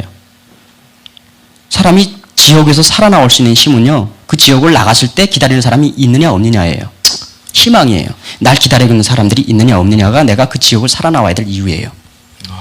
내가 이 감옥을 나갔을 때 가족도 없고 아무것도 없고 돈도 없고 먹고 없고 희망이 없으면 감옥에 나갈 이유가 없어요. 오히려 북한 사람들은 그 희망이 없기 때문에 북한 사회에 있는 거예요. 바깥에 희망이 있다. 누군가는 너를 위해서 기다리고 있고 너가 오기를 기다리고 있고 네가 오면 안아주고 네가 오면 눈물 흘려줄 수 있다라고 하는 사람이 있다. 그거를 믿으면요. 그들한테는 그게 희망이에요. 어떤 지옥에서도 살아들어와요. 이게 하나님의 기적을 만듭니다. 나는 기적이 딴 거라고 생각 안 해요. 여러분들은 갑자기 만나가 떨어지고 이런 기적이 아니에요. 여러분들이 그 기도하는 게 간절한 바람들 있잖아요. 아버지 살아계시잖아요. 근데 아버지 보기에는 우리의 간절함이 어느 정도인지를 보시는 거죠. 가짜인지 아닌지 하나님 아시잖아요. 이 사람들이 얼마나 슬프게 통곡하는지 살려달라고. 그 마음이 진심이 아닌지를 보고, 그리고 그 마음이 누구를 통해서 전달이 됐을 때 북한 사람들이 바뀌는 그 마음. 내가 너희들한테 뺨 때리고 총 쏘고 포탄 날릴 때 이 사람들은 매일 밤마다 그 위협을 당하면서 우리를 위해서 기도했네. 그 하나만의 사실만으로도 북한 사람들은요, 대한민국에 엄청나게 감사하고 미안해합니다. 이게 통일이에요. 그래서 기도는 기적입니다. 그래서 기도는 정부가 못하고 이런 거대한 행정부가 못하는 그런 시파워가 못하는 힘을 해내는 거예요. 나는 그걸 현실에서 느꼈어요. 그 할머니가 나한테 와서 끌어안으면서 하나님이 널 지켰어. 내가 널 위해서 기도했어. 울면서 이제는 잘 왔어. 이 한마디가 어찌 보면 그 할머니를 통해서 우리는 하나님을 보는 거예요. 그게 하나님의 마음과 예수님의 마음을 보는 거죠. 저는 그 마음을 가졌을 때, 그게 우리가 그 마음을 다 가졌을 때 하나님을 보고 그때 비로소 우리는 통일을 허락해 주지 않으실까, 그렇게 생각이 듭니다. 네. 러시아는 생략하도록? 아니. 아니요? 네, 형 간단하게만 해도- 지금 네. 다들 러시아 얘기 안 들으면 집에서 다 잠 못 잘 분위기라 아, 진짜? 러시아 얘기 좀 해주시고 우리 그거는- 같이 기도하고 네. 이랬으면 좋겠어요. 네. 네. 그때 나는 진짜 갑자기 그 새파란 청년 예수라는 사람이 누군지 한번 알고 싶었어요. 그래서 전도사님 찾아가서, 목사는 그래서 싫어했어요. 목사들은 목회가 중요하니까 탈북자들 자꾸 회피했어요. 그건 이해해요, 지금은. 왜냐면 그 엄청난 힘들게 개척한 교회를 공산국가에서 탈북자 하나 때문에 완전히 작살내는 거예요. 그러니까 그분들은 탈북자가 너무 부담스러운 거죠. 근데 그 부담감이 없는 집사님, 권사님들, 일반 성도님들은 너무 은혜로웠어요. 그분들은 뭐 그런 그 스트레스를 안 받으니까 너무 진실되게 도와주는 거예요. 매일 와서 도와주고 맛있는 거 갖다 주고. 그런데 그것만 갖다 주는 게 아니라 성경 읽으래요. 난 경은 진짜 읽기 싫었거든요. 근데 나한테 진짜 잘해주는 사람들이 읽으라니까, 그래 뭐 나한테 이렇게 해주는데 내가 해줄 수 있는 게 이거밖에 없어. 읽어주지 뭐. 이런 얍삽한 교만함에 성경 뭐 읽어줄게요. 네. 그러죠 뭐. 이러놓고 봤어요. 뭐 태초에 하나님이 천지를 창조하시니라. 뭐 사람을 만들 때 뭐 진흙으로 엮어서 침을 뱉어서 아유 말도 안 되는. 아유 무슨. 근데 또 읽으려. 예. 근데 창세기는 왜 이렇게 지루해요? 누가 누구를 낳고 얼마 살다가 죽고, 누가 누구를 낳고 얼마. 아 이거 읽어야 돼요? 읽으래요. 네. 또 봤어요. 근데 진짜 너무 그 인내가 있잖아요. 인내하자 하면서 읽었는데 그게 37장부터 요셉 얘기가 쫙 나오잖아요. 그때부터는 소설이에요. 경이 아니잖아요. 괜찮네? 하면서 소설을 읽었죠. 근데 그 내용이 빠지면 빠질수록 뭔가 내이하고 매칭이 되는 거예요. 17살이 팔려간다. 어머, 나 17살에 군대 나갔어. 막 이렇게 막 갖다 붙이는 거예요. 막 소설로. 야, 이게 아버지한테 엄청나게 막 그러는데 그 자기 민족한테 지금 아웃된 거예요. 나도 김정일 그 개새끼 때문에 나왔지. 이러면서 그놈이 나를 발로 밟아가지고 나 이렇게 됐지. 그래, 요셉이가 뭔가 이게 나하고 뭔가 이게 비슷하게 돼요. 제 본명이 요셉이가 아니었거든요. 그래서 그 성경의 요셉을 쫙 읽으면서 막 가슴속에 그 울분과 그게 있잖아요. 그게 공감이 된 거예요. 그래서 나는 어느 순간 성경을 빠져들면서 읽다가 포인트가 있었어요. 결정적으로 40장에서 42장 딱 갔는데 요셉이가 딱 총리가 돼요. 그래서 아주 영광을 누리죠. 그런데 요셉의 말대로 7년 흉년, 7년 풍년 그게 딱 돼요. 그러니까 애굽의 총리로 딱 되니까 이 이스라엘에서 기근이 들어가지고 야곱이 보내잖아요. 와서 딱 형들이 보니까 지가 팔았던 동생이 총리라고 했어요. 그럼 어떻게 했어요? 아유 죽었구나 싶었죠. 그때 나는 요셉의 생각을 딱, 그러니까 내가 요셉이 된 거예요. 종갓나 새끼들 다 뒤졌어 이 새끼들. 너희 새끼들 때문에 내가 얼마나 개고생을 했는데 라고 하는, 요셉이도 충분히 그런 억울함이 있었을 거예요. 이런 걸 인간적으로 봤을 때, 나는 요셉이 인간적으로 생각했을 때 얘네들은 다 죽었어. 막 옆에 야 봐라 해가지고 불러가지고 칼 쫙 뽑아가지고 이렇게 했을 거예요. 근데 요셉이 불러놓고 그렇게 두려워하는 형들한테 하는 얘기가 있잖아요. 형들 두려워 말라. 형들이 날 보낸 게 아니다. 하나님이 오늘을 대비해서 형들을 통해서 날 여기 보낸 거다. 내가 먼저 온 것뿐이다. 그때 나도 이게 한 대 맞은 거죠. 이거는 인간적으로 생각할 수가 없는 거예요. 그런데 항상 거기에는 성경에 말씀 있잖아요. 누누이 강조를 해요. 하나님이 요셉과 함께 하셨다고. 요셉이 하나님과 함께 한 게 아니라 하나님이 요셉과 함께. 하나님이 항상 있은 거예요. 그냥 같이만 있어준 거예요. 나한테 있겠네. 진짜. 이거 있잖아요. 그리고 진짜 하나님이 같이 하는 사람은 이런 마인드가 나오네. 그게 감동했어요. 그리고 두 번째, 나도 가치가 있네. 요셉이 버림받은 줄 알았어요. 버림 안 받았어요. 요셉을 통해서 하고자 하는 그 목적이 있었어요. 나 이제부터 요셉으로 살 거야. 해가지고 이름을 확 요셉으로 바꿨어요. 그러고 까불까불거리면서 막 북한에 들어가려고 막 성경 가지고 들어가겠다고 막 하고 막 옆에서 뜯어 말려요. 한국 사람들이. 그렇게 죽지 마 이러면서 비키세요. 나는 북한을 선교할 거예요. 뭐 이러면서 했는데 가지마 뜯어 말리고 결국은 남한 사람들이 회유에 의해서 다시 한국으로 가려고 그래서 저기 중국 남방을 벗어나서 러시아로 들어가요. 러시아 원래는 몽골로 들어가려고 했어요. 몽골이 좀 내가 그냥 걸어가려고. 근데 몽골 쪽으로 가던 도중에 라디오를 들었는데 몽골로 저보다 먼저 가던 탈북자들이 3명이 중국 국경 수비대 총에 맞아 죽었더라고요. 그 뉴스가 나왔어요. 그래서 나는 빨리 그냥 다시 항로를 바꿔가지고 이 러시아로 넘어갔어요. 그래서 러시아 넘어가다가도 엄청 5일 동안 산속에서 헤맸거든요. 분계선을 넘다가 러시아하고 중국하고 이렇게 군사 접정 지역이 있어요. 40년 동안 군사 분쟁 지역 한 지역이 있어요. 거기를 넘었어요. 또 하필이면 또 발을 디디면 또 그런 데만 디뎌요 저는. 그래서 겨우 5일 동안 산속에서 거의 살아나가지고 빵 딱 2개 가지고 왔어요. 중국 빵을. 월병이죠. 겨우 살아나서 들어갔는데 그때 여러 교회를 찾아갔지만 교회들에서 다 문을 닫았어요. 도와 못 준다고. 그러다가 어느 한 교회에 들어갔는데 그 교회 목사님이 여자 목사님이셨는데 할머니 목사님이셨는데 아유 막 빨리 들어오라고 해가지고 그 교회에서 숨어 있었죠. 그게 우스리스크 소망 한인교회라고 있어요. 그때 거리원들이 제일 많이 있던 교회인데 그때 엄청 부흥했던 교회예요. 근데 제가 들어가서 그 교회에서 숨어 있었죠. 유엔에다가 유엔 난민 신청을 하고 숨어 있었는데 모든 러시아도 똑같아요. 해외 선교사들이 와서 만든 교회는요 무조건 정보국에서 다 파악하고 있어요. 결국은 내가 딱 북한 사람이라는 게 파악이 되니까 어느 날 또 교회가 오더라고요. 그래서 교회에서 러시아 경찰에 또 체포됐어요. 그래서 저는 끌려가고 목사님은 범죄자 은닉죄로 또 목사님도 체포됐어요. 결국은 교회가 나 때문에 박살났죠. 실제. 그래서 저는 감옥에 가고 목사님도 감옥 가고. 저는 그때 국경 지역을 넘으면서 철조망 끊으려고 별 장치를 다 갖고 왔어요. 벤치, 칼, 도끼에다가 이게 소금, 막 성냥, 불 해가지고 그리고 또 튜브를 타고 왔어요. 그러니까 완전 UDT 대원 정도예요. 그냥 침투부대예요. 또 군인 출신이라 또 조금 얻어들은 게 있어가지고 만땅 얼어 죽고 굶어 죽지 않으려고요. 근데 그게 마지막에 잡혀가지고 다 증거물로 드러난 거예요.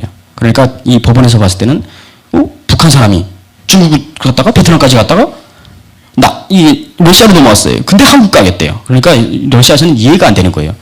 그 사람들은 우리의 특성을 모르고 그냥 나만 가면 되지 왜 여기를 이렇게 돌아오냐 이거야. 그러니까 나를 그냥 국제 테러리스트로 본 거예요. 그래서 테러리스트 죄를 뒤집어 썼어요. 그래서 저희 목사님은 테러리스트 은닉죄 이렇게 가지고 체포되고 목사님은 감옥에 있다가 남한으로 추방당하고 저는 거기서 감옥 생활하다가 북한으로 북송되기 직전이었죠. 그때 저는 별짓을 다 했어요. 아직도 제가 저기 유서가 있어요. 그 안에서 할 수 있는 일이라는 거는 한 20일 단식을 했거든요. 물론 쭉 단식을 안 하고 한 주일씩 끊어서 하면서 그냥 아무것도 안 먹고 그냥 마시지도 않고 그렇게 했어요. 결국 마지막에 쓰러져서 강제로 막 먹이게 하고 그리고 내가 억울함을 호소해야 되는데 쓸 수 있는 아무것도 없었어요. 재판할 때마다 재판 기록이 오는데 그 재판 기록 뒷장에다가 손가락을 그어가지고 혈서를 매일 썼어요. 마지막에 피가 안 나올 정도로 쪄가지고 썼는데 우리 한국말도 모르는 사람들이 그걸 어떻게 알아보겠어요. 저는 그래서 거의 자살까지 생각하고 있었는데 저는 그때 너무 억울하더라고요. 목사님이 남한으로 이렇게 추방되기 전에 목사님이 나 지금 나가는데 면회 뭐가 필요하냐. 면회 우리 교인들이 올 거다. 빵 줄까 뭘 줄까 하더라고요. 그래서 나는 그때 진짜 하나님한테 또 화가 이빨이 났어요. 나 여기까지 죽이려고 나 살렸냐. 나 그것만 하나님한테 다시 답 듣고 싶다. 성경 달라고 그랬어요. 그래서 그 성경을 제가 중국에서부터 갖고 다니던 성경이 딱 하나 있어요. 버리지 못하고 버리려다가 누가 이게 부족이라는 말을 했거든요. 그래가지고 그 부족이라는 말에 그냥 들고 다녔던 게 있어요. 그래서 부족이기 때문에 그거 달라고 해가지고 너덜너덜해가 지금 있거든요. 그걸 봤어요. 그래서 다시 읽었죠. 다시 읽으면서 보니까 어쨌든 나는 명분을 찾아야 돼요. 하나님이 왜 여기까지 왔는 명분을 또 쭉 찾다 보니까 요셉이가 30살에 해방이 되잖아요. 감옥에서. 근데 난 그때는 24살이었어요. 아직 안 찬 거예요. 기간이. 아직 6년을 또 감옥살이 한다는 거야 지금. 근데 좀 죽이지는 않는다는 거 확신했어. 근데 감옥 안에서 진짜 기적이 일어났어요. 기적이. 감옥에 처음 들어갔을 때 중국인으로 오인받고 엄청나게 맞았어요. 러시아 사람들이 이게 백인 월주의가 너무 강해가지고요. 완전히 파시스트들이에요.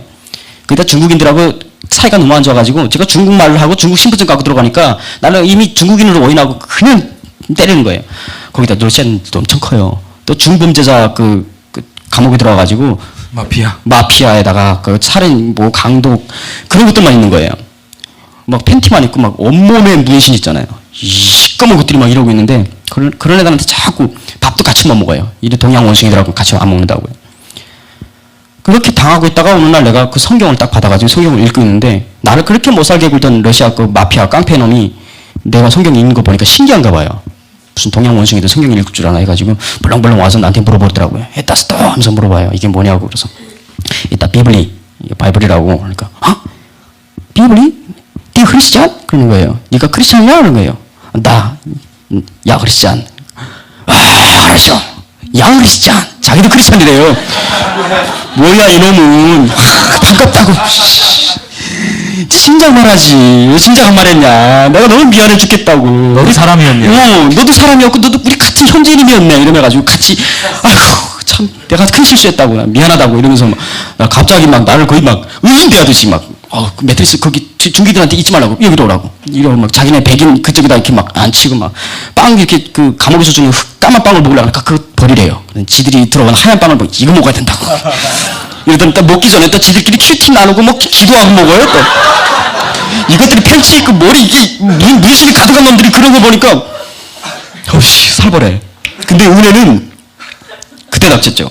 나는 진짜 이거 어떡하나 싶었는데 외부하고 아무런 소통을 할 수가 없거든요. 외부도 또 없었거든요. 그런데 이 깡패놈이 어느 날 밤에 또 이 깡패들이 또 겁나 순수해요. 그러더니 나한테 자다가 일어나더니 헤이 조셉 이제 수다 그러는 거예요. 수다 하는 거예요. 오라는 거예요. 가니까 그러더니 야 뽀마기띠 내가 그동안 너무 너한테 안 입고 깨서 미안한데 내가 너 돕고 싶대요. 뽀마기 하더니 확실하게 뽀마기 한대요. 그러더니 매트리스 안에서 막 이렇게 숨겼던 걸 꺼내요. 핸드폰이에요.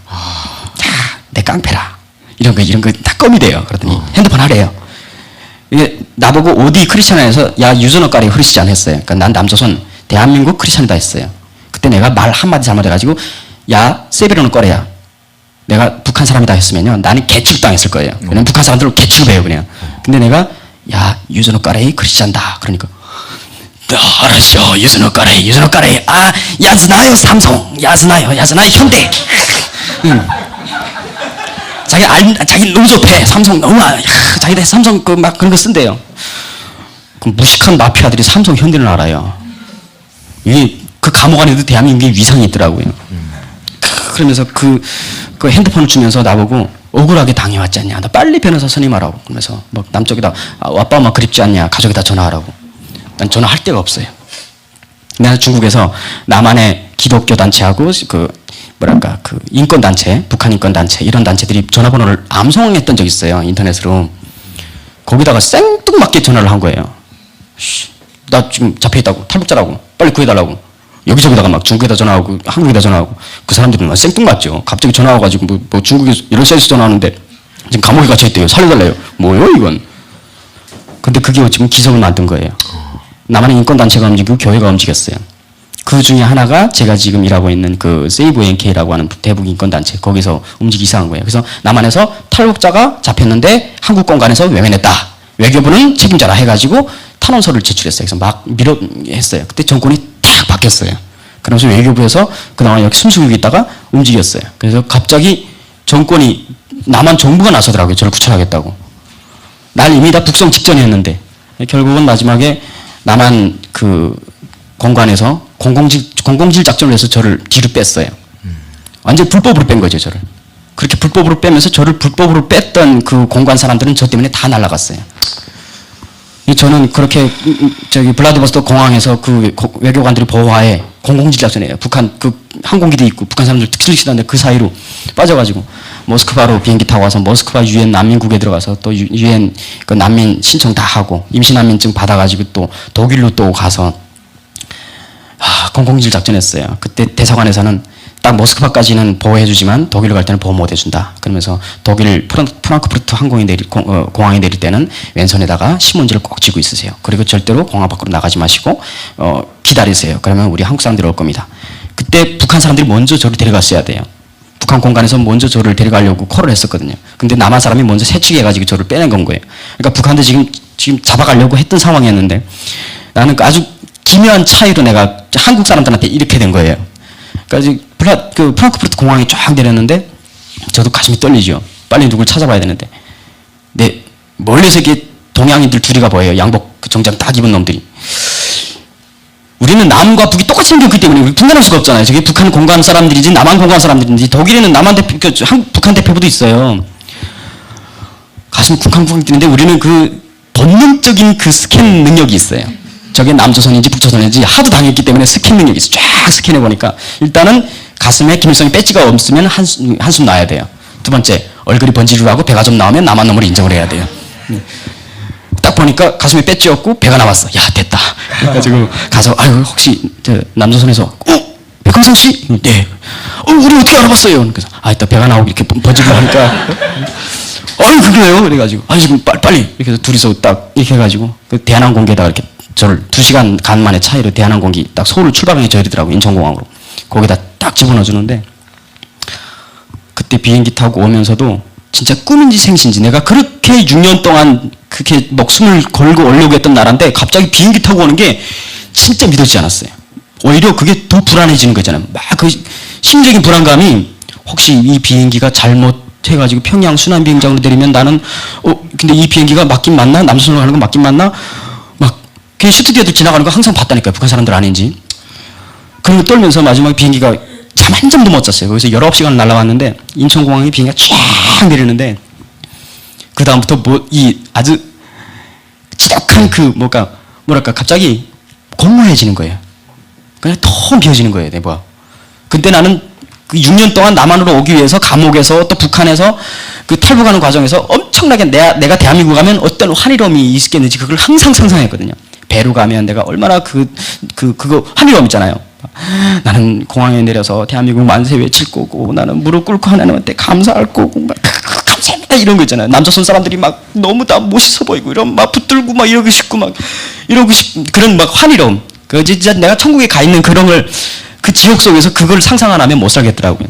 그렇게 상상을 했었는데 갑자기 그 지옥을 이렇게 쭉 내가 상상했던 그 천국에 지옥에서 바로 이렇게 점프하는 느낌 있잖아요.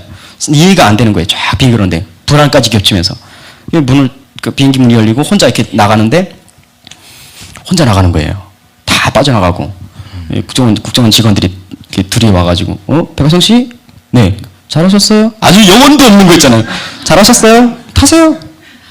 그 허술한 차에다가 나는 그래도 멋있는 남자선 멋있잖아요. 드라마에서 나오는 거. 그 차만 보는데 갑자기 허술한 차에다 태워요. 딱 태우더니 잘하셨어요? 아주 냉랭해요. 갑자기 그 환희로움이 썰물처럼 쫙 빠져나가고 외로움이 쫙 오더라고요. 그때는 어떤 느낌이었냐면요. 내가 힘들게 쫙 벼랑을 다 타고 올라갔는데 그 꼭두점까지 탁 타고 올라갔는데 더 이상 갈 데가 없는 느낌 있잖아요. 내가 목숨은 여기다 걸어놨어요. 남한에다가. 근데 남한에 딱 오니까 더 이상 목숨 걸기 없는 거예요. 너무 허전하고 허탈감이 느껴지는 거 있잖아요. 근데 그때 진짜 신앙이 안 했으면 진짜 잘못 갔을 뻔했어요. 그렇게 많은 친구들이 그렇게 넘어가요. 그 목숨을 걸었던 꼭두점에 딱 와서요. 그 허탈감에 못 견뎌요. 외로움과 허탈감이 그 다음부터 몰려오거든요. 근데 결국은 그래도 하나님 믿고 먼저 문을 두드려가지고 찾아와가지고 저 어린 교회 집사인데요. 이런 사람들이 있어서 마음이 다시 잡혔죠. 혼자서 술 먹고 이러고 취해 있는데 자 교회 가셔야죠. 이런 사람들이 있어서 어쨌든 다시 이렇게 좀 제대로 된 거죠. 그래서 결국은 어디든 하나님이 계시고 저는 그걸 늦게 알았고 그 하나님은 오히려 더 힘든 곳, 더 아마 피 튀기는 곳, 지금 총살당하는 그곳에 하나님이 더 아마 생생하게 살아계실 거예요. 나는 그렇게 믿어요. 왜냐면 그걸 경험했으니까. 그래서 남한에서 이렇게 다운되다가도 갑자기 중국의 탈북자들 구출하거나 이렇게 구출하려고 가거나 하면요. 정말 그 하나님의 은혜로움이 그 아픔이 느껴지니까. 그리고 그 땅을 봤을 때 그 아픔이 막 느껴져요. 그건 내 마음이 아니고 그거는 하나님의 마음이죠. 그게 느껴지죠. 그래서 어찌 보면 하나님이 참 북한 사람들을 사랑하시느나 북한 사람들을 너무 열심히 사랑하시느나 그 사랑하는 마음은 아마 여러분들 보면서 아마 무언에 바라시는 게 있을 거예요. 네 동포들이니까 내가 네 하나로 같이 그냥 형제로 만들어놨는데 니들 왜 외면하고 있나? 이게 하나님 마음속에는 제일 아플 거예요. 아버지 십정에서 그래요. 형제 아니냐? 근데 왜 나 몰라라 해? 좀 안아줘. 나한테 한번 네 형제 나는 니들이 좀 이렇게 서로 보고 서로 울면서 이렇게 포옹하는 걸 좀 봤으면 좋겠어. 네가 네 동생 살려달라고 나한테 좀 강구하는 걸 봤으면 좋겠어. 아마 그게 아버지 마음이 아닐까 싶어요. 그래서 여러분들 기도가 아무것도 아니겠지만 또 아무것도 아니라고 생각을 할 수도 있겠지만 누가 보기에는 저는 경험상 그만큼 통일에 도움이 되고 그만큼 하나님이 역사하시는 기적이 일어나는 그런 건 없다고 생각합니다. 기도 그건 딱 하나밖에 없어요. 하나님 제발 살려주세요. 하나님 제발 날 살려주시고 하나님 제발 내 엄마 아빠 살려주시고 나는 그 느낌이에요. 지금 살아있는 누나 살아있는 동생이 올지도 몰라요. 나는 그들이 제발 죽지 않게 살아 돌아오게끔 나는 그 기도밖에 없어요. 그게 간절함의 전부거든요. 여러분들도 그런 마음을 좀 아버지 그 아픈 마음을 좀 알고 쭉 기도를 해주셨으면 오늘뿐 아니고 내일도 계속해서 해줬으면 결국은 우리는 하나님을 위로하는 일을 하게 될 겁니다. 그게 우리가 동포를 구원하는 게 아니고 아파하는 아버지 마음을 우리가 위로하게 될 겁니다. 하나님은 위로받고 계십니다. 위로받고 싶어 하십니다. 그래서 우리 하나님도 위로 같이 합시다. 우리 요셉 형제님 내려가시기 전에 우리 같이 좀 축복해줬으면 좋겠어요. 좀 일어나주세요. 그리고 아까 제가 말한 사진 좀 띄워주세요. 그 6년간의 탈북 과정 그리고 아까 그 꼬깃꼬깃 주머니에서 돈 주시면서 이제 한국 가서 예쁜 각시 얻고 행복하게 살으라고 했던 그 말들이요. 꿈속의 일이었는데 요셉 형제 삶을 통해서 그게 실제가 됐습니다. 그래서 몇 년 전에 이제 결혼을 했어요. 그리고 엄청난 미녀와 결혼을 했어요. 8등신 미녀. 그리고 지금 또 한 아이의 아버지로 이렇게 한국에서 살아가고 있습니다. 사진 보면 좋을 텐데 조금 늦네요. 네. 그때 결혼식 때 제가 사회를 봤었어요.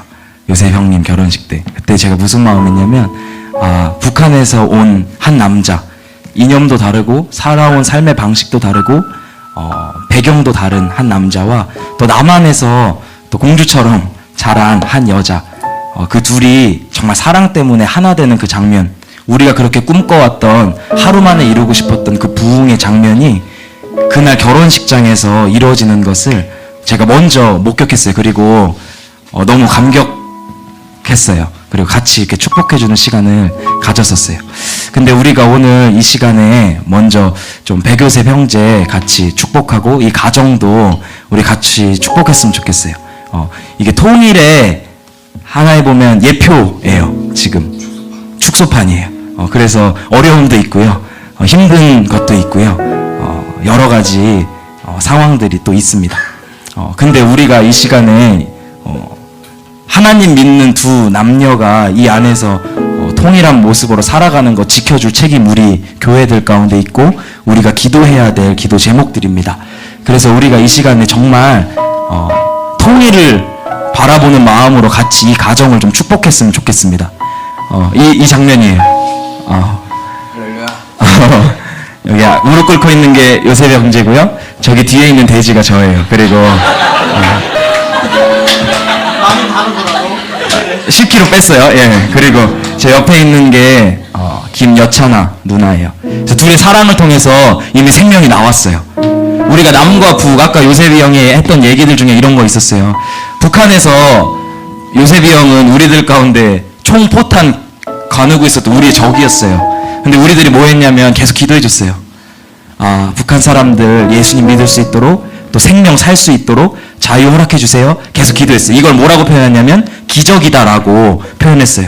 총포탄을 겨누고 있는 형제를 위해서 기도하는 교회의 기도 장면, 이거를 탈북자가 볼 때 기적이다라고 표현했어요. 우리가 계속 이 기적들을 만들어가는 사람들 돼야 됩니다. 그래서 우리가 이 시간에 같이 축복할 때 하나님 먼저 온 통일입니다. 우리가 이 가정 축복하기 원하고 또 특별히 요셉이라는 이름으로 남한 가운데 보내주신 백요셉 형제 축복하기 원합니다. 나중에 이제 통일이 되고 또 북한 사람들과 함께 어울리게 되면 진짜 요셉 같은 역할들을 해줄 우리 형제님이세요.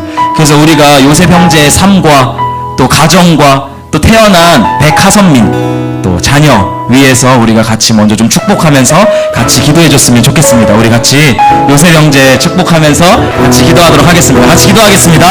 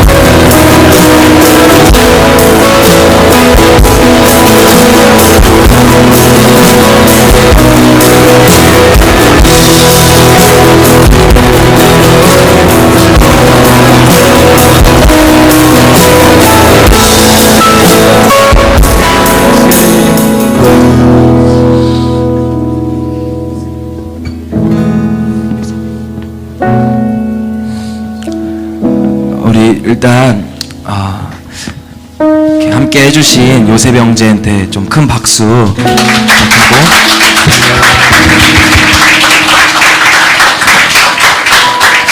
우리 시간이 좀 많이 늦었는데 우리 좀 마무리를 좀 하고 우리 좀 앉을까요? 여러분들은 전 사실 요셉이 형한테 항상 미안해요. 미안하고 요셉이 형 때문에 제가 갖고 있었던 종교적인 틀과 이런 고정관념들이 다 깨졌어요. 사람 생명 살리는 거 앞에서 내가 내세웠던 체면들, 내가 내세웠던 자존심들, 내가 지켜야 되는 것들, 내 동포들이 굶어 죽고 얼어 죽고 맞아 죽어가고 있는데 불쌍하지만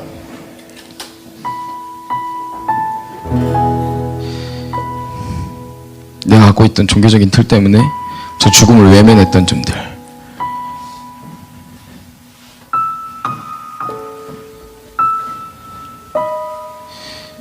저는 공식적인 자리에서 처음 말하는 것 같은데요. 제 몸에 등에 보면은 문신이 있어요. 어떤 문신이 있냐면 성경 말씀으로 도배가 되어 있어요. 제 친구 녀석 중에 타투이스트 하는 친구가 있어요. 이 친구가 교회에 대한 상처가 엄청난 친구였어요. 제가 만나자 그래도 만나주지 않았어요. 우울증에 자살 시도도 계속했고요. 저는 기도하면 기도할수록 이 친구가 살기를 원했어요. 근데 제가 이 친구한테 만나자고 했는데 만나주지 않았어요. 도대체 언제 만나줄 거냐고. 자기는 손님 아니면 만난대요. 그래서 제가 이 친구한테 설교할 말씀들을 가지고 갔습니다. 그리고 이 친구한테 말했어요. 등에 박아라. 누구는 그럴 수 있어요. 문신하면 하나님께서 원하시지 않아. 이런 얘기를 들었어요. 근데 저는 그런 사람한테 저는 이렇게 얘기했어요. 내가 나중에 심판대 위에 올라가서 하나님 앞에 이거에 대한 책망을 들을지라도 나는 이 친구가 살기를 원했습니다.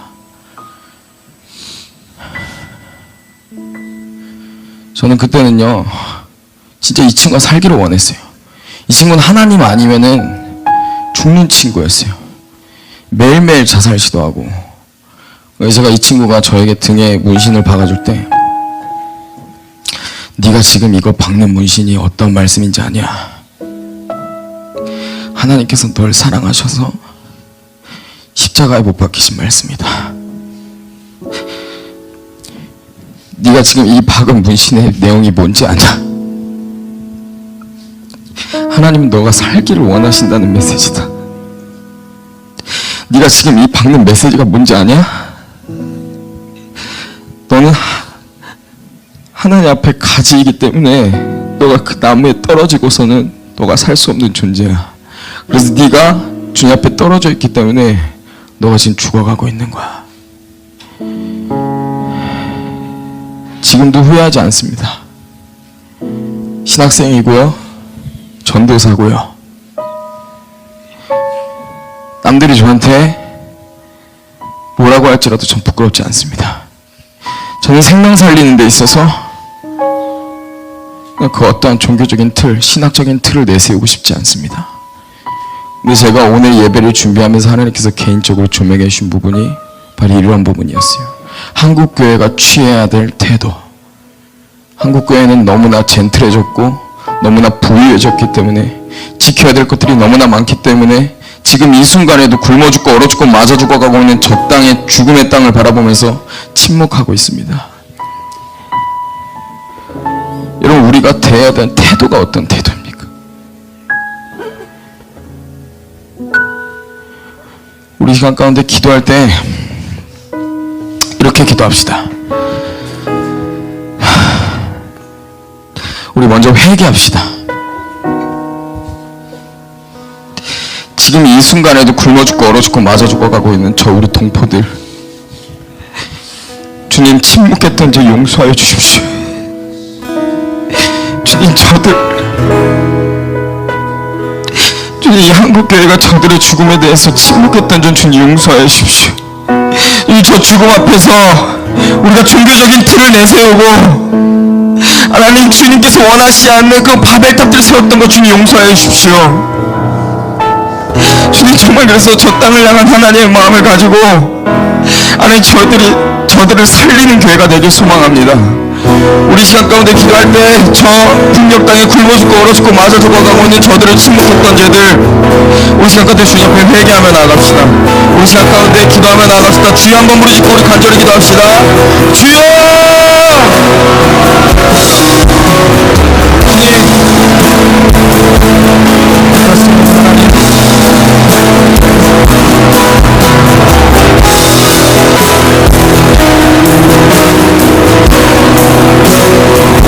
주님 용서해 주십시오.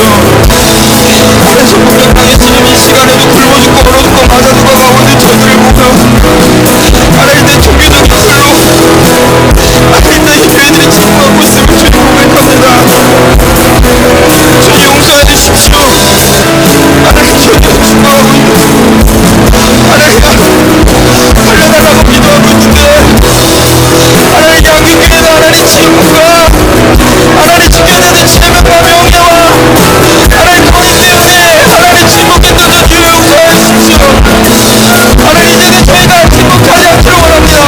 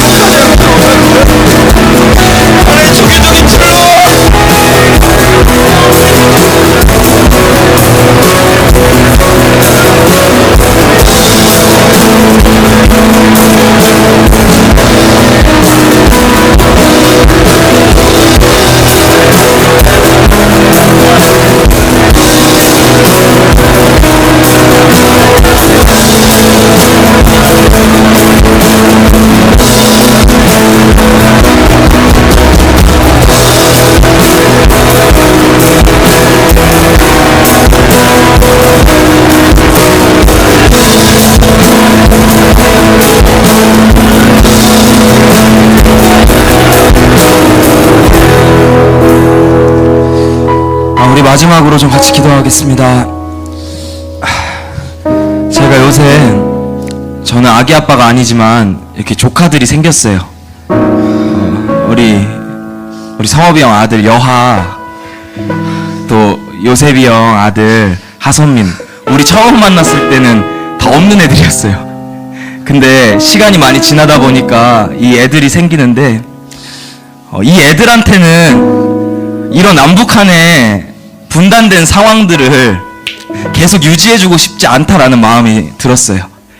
아, 여화가 또 하선민이 컸을 때는 정말 북한에 있는 저런 요셉이 형 같은 많은 친구들하고 같이 얼싸안고 같이 마음을 나누고 하나님 나라를 위해서 달려가는 그런 세대가 됐으면 좋겠다. 저는 통일을 경제적 논리로 가져가는 거 별로 안 좋아해요. 통일이 경제적으로 대박인지 쪽박인지 저는 모르겠어요. 그리고 그 돈 때문에 해야 되는 건지 잘 모르겠어요. 우리 하나님 앞에서 우리 다음 세대와 하나님 나라 위에서 하나님을 위로했으면 좋겠습니다. 하나님, 더 이상 우리가 믿음의 엄마 아빠가 됐을 때 우리 자녀 세대들한테 분단된 한국, 분단된 한반도 계속 지속해 하고 싶지 않습니다. 아니, 우리 아이들에게 우리 때의 경제적 손실이 있어도, 우리 때의 육체적 피해가 있어도 하나님 나라를 위해서 희생했던 한 세대, 하나님 나라를 위해서 모든 걸 걸었던 한 세대, 우리 삼촌들이, 우리 엄마들이, 우리 아빠들이 더 이상 북한 땅에서 죽어가고 있는 2,300만 볼 수 없어서, 차마 그 사람들 더 이상 지켜볼 수 없어서 우리가 십자가 져서 그 말도 안 되는 정권들을 걷어냈던 희생의 세대로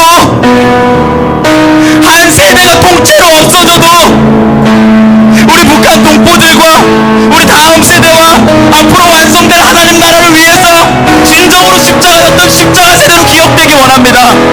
그래서 우리가 하나님 앞에 기도했으면 좋겠습니다.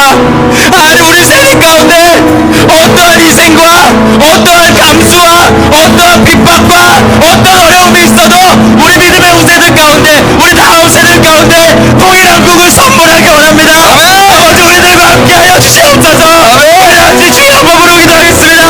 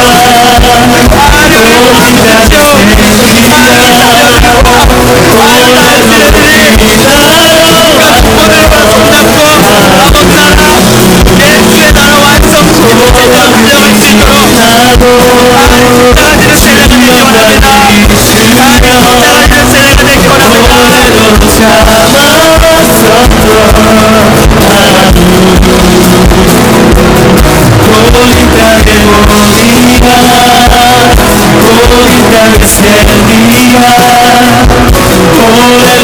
el